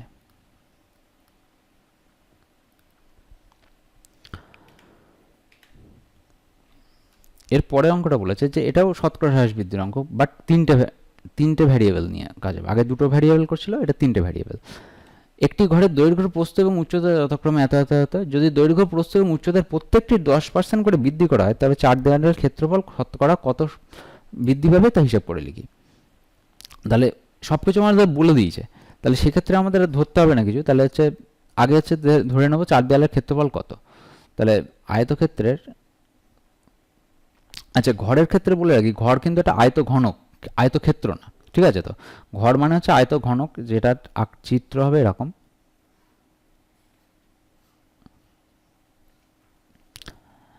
এটা হচ্ছে আয়তঘনক, এবার আয়তঘনকের 4 দেয়ালের ক্ষেত্রফল বললে কিন্তু মেঝে আর ছাদটা বাদ চলে যাবে, ঠিক আছে, শুধুমাত্র 4টে দেয়াল নেব। এবার 4টে দেয়াল নিতে গেলে আমাদের মাথায় রাখতে হবে কোনটা দৈর্ঘ্য হবে কোনটা প্রস্থ হবে। এই যে এইটা যেটা, এটাকে আমরা দৈর্ঘ্য বলি, তো এটা দৈর্ঘ্যটা দৈর্ঘ্যই থাকবে, কিন্তু উচ্চতা যেটা, সেটা উচ্চতা, এখানে উচ্চতাটা হচ্ছে প্রস্থ হিসেবে কাজ করবে। এই যে উচ্চতাটা, এই যে দেয়াল সংলগ্ন যে উচ্চতাটা রয়েছে এদিকে এদিকে, এইটা তো উচ্চতা, এই উচ্চতাটা প্রস্থ হিসেবে কাজ করবে। আবার এইটা তো প্রস্থ, এটা প্রস্থ যেমন এটাও প্রস্থ। হ্যাঁ, তাহলে এক্ষেত্রে দেখো এই যে এই অংশটা যেটা রয়েছে এটা প্রস্থ, ওপরেও নিচেও এটা প্রস্থ। সেক্ষেত্রে দৈর্ঘ্যটা, সরি, উচ্চতাটা প্রস্থর ক্ষেত্রে উচ্চতাটাও হচ্ছে আমাদের কি হিসাবে কাজ করবে, দৈর্ঘ্য হিসেবে, এই, হ্যাঁ, দৈর্ঘ্য বলা যেতে পারে, বা আমাদের প্রস্থ হিসেবেও কাজ করতে পারে, ঠিক আছে। তো তাহলে এটা হচ্ছে কিন্তু উচ্চতা। তাহলে সূত্রটা কী হবে, ঘরের 4 দেয়ালের সূত্রটাকে আমরা জেনে নিই, যদি বুঝতে না পারি একবার বলছি আমি। ঘরের 4 দেয়ালের সূত্র, 4 দেয়ালের ক্ষেত্রফলের সূত্র,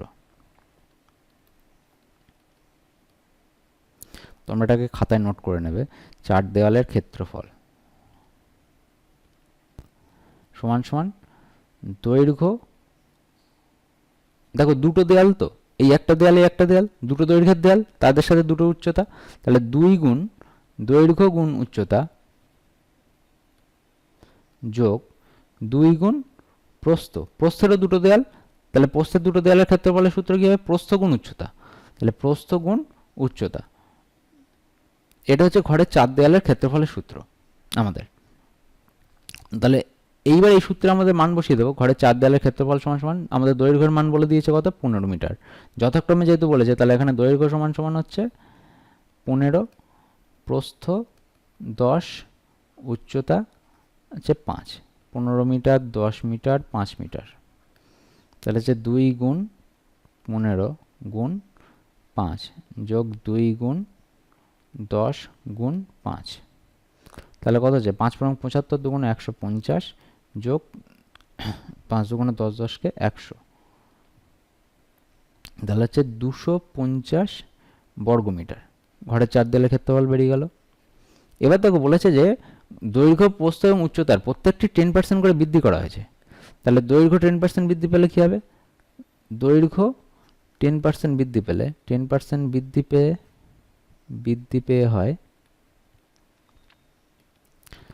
15 যোগ 15 ইন্টু 10/100, তাহলে 0 0 কেটে গেল। তাহলে কত হচ্ছে আমাদের এখানে হবে হচ্ছে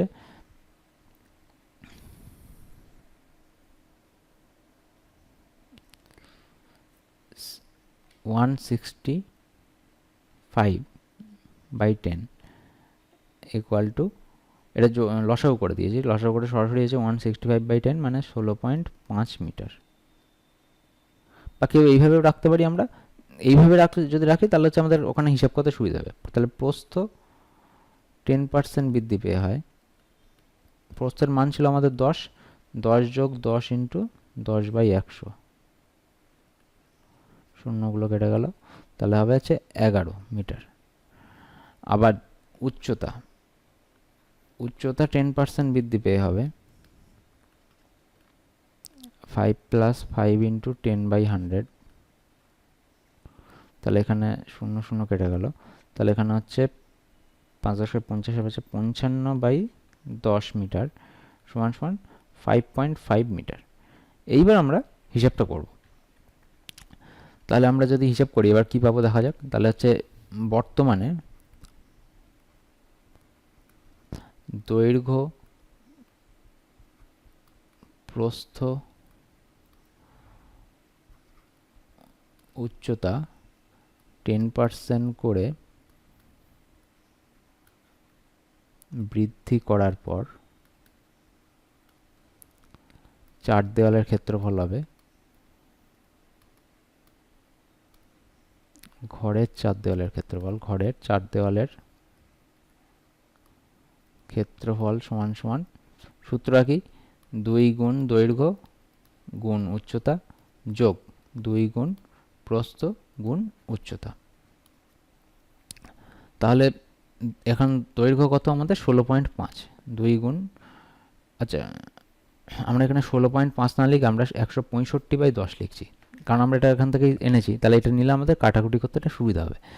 গুণ 55/10, উচ্চতা যেহেতু 55/10 হয়েছে বর্তমানে, 2 গুণ প্রস্থ হচ্ছে 11 গুণ উচ্চতা হচ্ছে 55/10। এবার আমরা কাটাকুটি করব। কাটাকুটি করলে কী পাবো দেখা যাক। কাটাকুটি করলে আমরা এখানে পাবো হচ্ছে, এখানে 2 দিয়ে কাটলে 5, 5 দিয়ে কাটলে হচ্ছে 11। আবার এখানে যদি আমরা কাটি 11, 5 দুগুণ 10, 2 2 কেটে গেল, এই 10টা এখানে থাকবে, আর কাটাকুটি করবো না। তাহলে এখানে হচ্ছে 11 দিয়ে গুণ করলে হচ্ছে 5 11 55 5, হাতে 1, 6 66 5, 21 1, সরি 71 1, হাতে 7, 11 11 সাথে 18, 18 15/10 যোগ 11, তাহলে হচ্ছে 181.5 প্লাস 11 ইকুয়াল টু হচ্ছে 192.5 বর্গমিটার। এটা হচ্ছে বর্তমান চার দেওয়ালের ক্ষেত্রফল। আগে ছিল হচ্ছে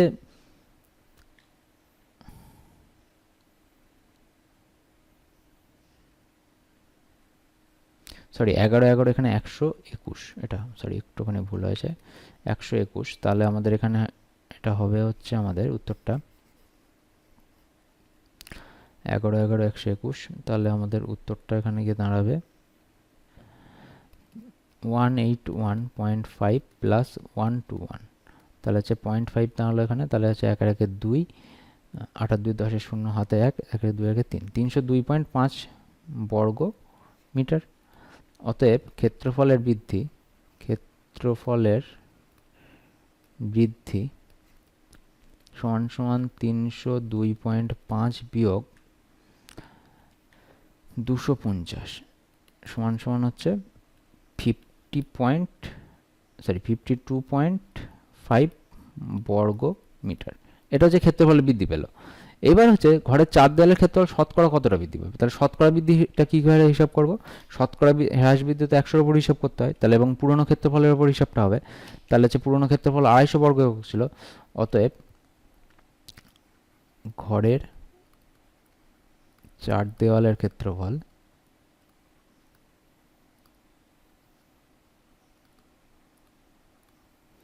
ক্ষেত্রফল 250 বর্গ এককে 250 বর্গ মিটারে বৃদ্ধি পায় 52.5 বর্গ মিটার। তাহলে 1 বর্গ মিটারে বৃদ্ধি পাবে 52.5/250 বর্গ মিটার। আর 100 যেহেতু শতকরা মান, তাহলে 100 হিসেবে বিচার করবো 100 বর্গ মিটারে কতটা বৃদ্ধি পাবে। তাহলে 52.5 গুণ 100/250 গুণ 10, দশমিক তোলার জন্য 10 নিলাম, 0 0 কাটলো, এখানেও 0 0 কাটলো, 25 দিয়ে কাটলে 25 2 50, 25 একে 25, তাহলে 21%। অতএব ঘরের চার দেওয়ালের ক্ষেত্রফল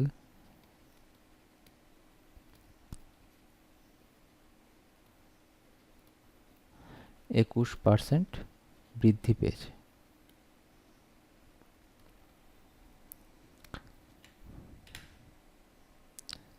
এর পরের অঙ্ক ঠিক 16 দাগের অঙ্কের মতনই, যে বলেছে বার্ষিক ক্রীড়া প্রতিযোগিতায় 20% শিক্ষার্থী 100 মিটার দৌড়ে, 15% শিক্ষার্থী 20 মিটার দৌড়ে এবং 10% শিক্ষার্থী লং জাম্প প্রতিযোগিতায় নাম দেয়। 5% শিক্ষার্থী তিনটিতেই নাম দেয়। বিদ্যালয়ের শিক্ষার্থীর সংখ্যা 780 জন হলে কতজন শিক্ষার্থী ওই প্রতিযোগিতায় নাম দিয়েছে, আর সরি ওই প্রতিযোগিতায় কোনোটাই নাম দেয়নি হিসাব করি।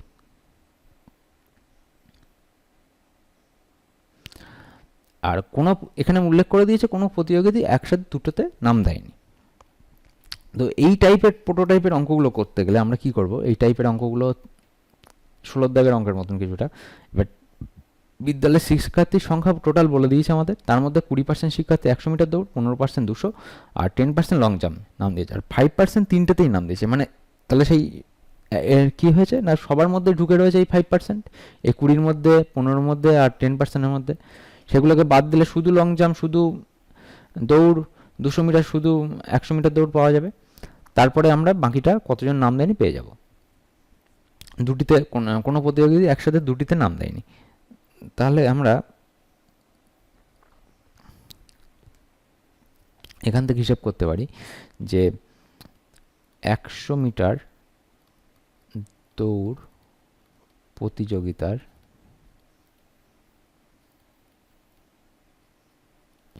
100 মিটার দৌড় প্রতিযোগিতায় 20% শিক্ষার্থী নাম দেয়। আমরা এই অঙ্কটায় যেহেতু বেশি উত্তর জানতে চাইনি, শুধু একটাই উত্তর জানতে চাইছে যে বিদ্যালয়ের শিক্ষার্থীর সংখ্যা, বিদ্যালয়ের কতজন শিক্ষার্থী ওই প্রতিযোগিতার কোনোটিতে নাম দেয়নি হিসাব করে লেখে। তা সেই ক্ষেত্রে এই একটাই উত্তর যেহেতু জানতে চাইছে, তাই জন্য আমরা এখানে আগে পার্সেন্টেজে হিসাবটা করে নেবো, নিয়ে তারপর লাস্টে গিয়ে হিসাবটা করবো শ্বাসফাসের সাথে। তাহলে 100 মিটার দৌড় প্রতিযোগিতায় 20% শিক্ষার্থীর নাম দেয়নি, নাম দেয়। আর আচ্ছা, তার আগে একটুখানি লিখে নিই আমরা, হচ্ছে 5% শিক্ষার্থী তিনটেতেই নাম দিয়েছে। তাহলে শুধু 100 মিটার দৌড় প্রতিযোগিতায়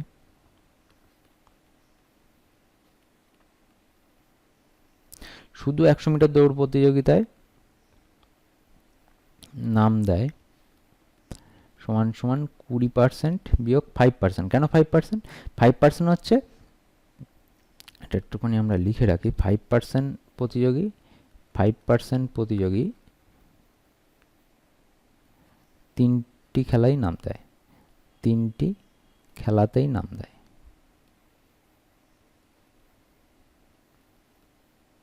তাই এই 5% সবার মধ্যে যেহেতু ঢুকে রয়েছে, তাই 5%টা আমরা কি করবো, বিয়োগ দিয়ে দেবো। তাহলে 5% বিয়োগ দিলে কত পাবো, 15%। শুধু 100 মিটার দৌড়ে নাম দিয়েছে। তাহলে এবার একইভাবে 200 মিটার দৌড়টা বের করবো। তাহলে 200 মিটার দৌড় প্রতিযোগিতার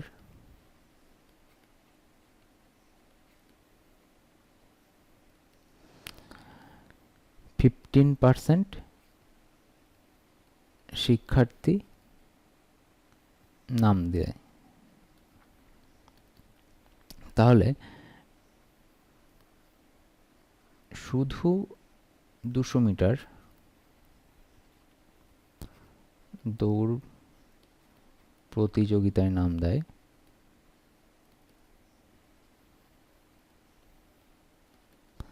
আমাদের টোটাল হচ্ছে 15% মাইনাস 5% সমান সমান হচ্ছে 10%। আবার বলেছে লং জাম্পে, তাহলে লং জাম্পে 10% শিক্ষার্থী নাম দিলে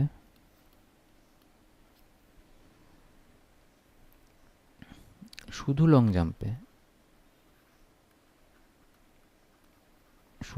জাম্পে নাম দেয় সমান সমান 10% মাইনাস 5% সমান সমান হচ্ছে 5% শিক্ষার্থী। তাহলে আমরা এই শিক্ষার্থীগুলো শুধু শিক্ষার্থী আর টোটাল শিক্ষার্থী পেয়ে গেলাম। বলেছে যে কতজন শিক্ষার্থী কোনোটিতেই নাম দেয়নি, কোনো এতে নাম দেয়নি। যদি কারোর বুঝতে অসুবিধা হয়, আমরা এখান থেকে দু রকমভাবে করছি, যেটাভাবে করলে সুবিধা হবে সেটা করতে পারো।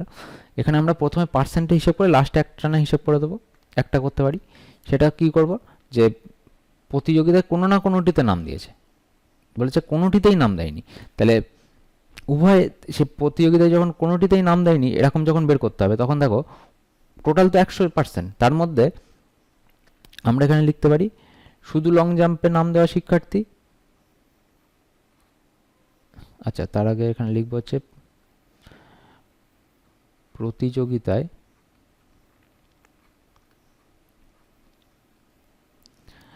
নাম, আচ্ছা কোনোটিতে নাম না দেওয়া শিক্ষার্থী, কোনোটিতেই নাম না দেওয়া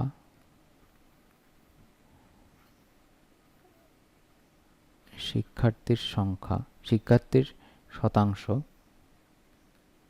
সমান সমান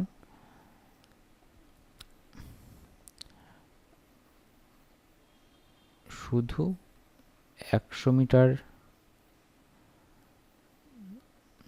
দৌড়ের শিক্ষার্থী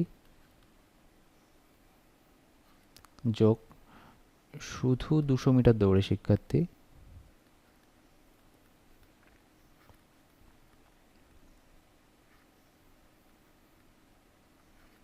প্লাস শুধু লং জাম্পের শিক্ষার্থী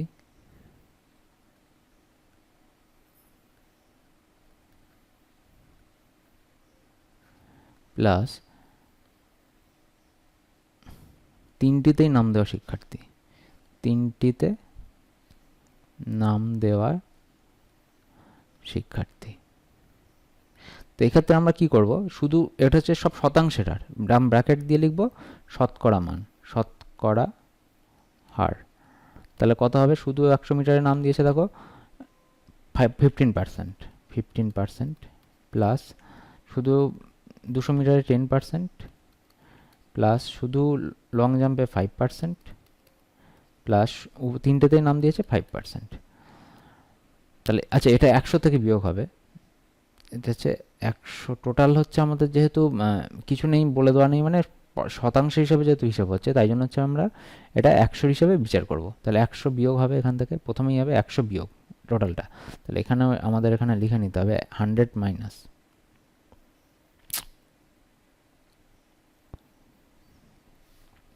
আমরা এখানে লিখতে পারি যে শুধু কোনোটিতেই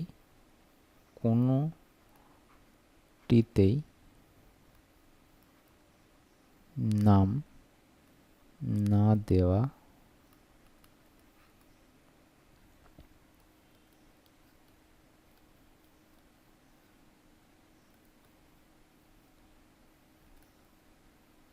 তাহলে শুধু 100 মিটারে কতজন নাম দিয়েছে, 15%, আচ্ছা ব্র্যাকেটে রাখছি 15%, শুধু 200 মিটারে নাম দেয় 10%, শুধু লং জাম্পে 5%, আর উভয় বিষয়ে নাম দিয়েছে হচ্ছে 5%। এবার আমরা যদি হিসাব করি কী পাবো, 100 মাইনাস 15 আর 5 20 30 35%, 35%। তাহলে এখানে কত হচ্ছে, 65% শিক্ষার্থী কোনোটাই নাম দেয়নি। এবার মোট শিক্ষার্থীর সংখ্যা 780, তাহলে মোট 780 জনের মধ্যে 65% জন যেহেতু নাম দেয়নি, তাহলে 100 জনের মধ্যে যদি 65 জন নাম না দিয়ে থাকে, তাহলে কি করব আমরা এখানে আমরা লিখতে পারি, তাহলে 100 জনের মধ্যে কোনো একটি খেলায় নাম না দেওয়া শিক্ষার্থী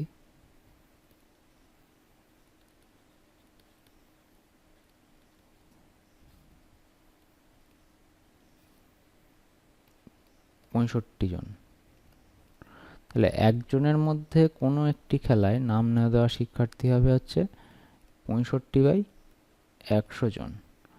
আর আমাদের মোট শিক্ষার্থী হচ্ছে 780, তাহলে 780 জনের মধ্যে কতজন হবে সেটা আমরা বের করব, 65 গুণ 780/100, 0 0 কাটলো, 5 তেরং 65, 2 78কে কাটলে হচ্ছে আমাদের 39, তাহলে 9 তেরং 117, 7 হাতে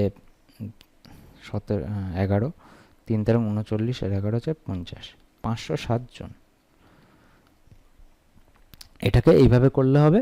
আবার কেউ যদি মনে করে যে আমরা প্রথমেই এখানে 780 জনের মধ্যে কতজন নাম দেয়, শুধু দৌড়ায় কতজন, এতে দৌড়ায় কতজন, এরম করলে তখন আর এখানে শতকরা মান হিসেবে লিখতে হবে না, এখানে সরাসরি করতে পারবো আমরা।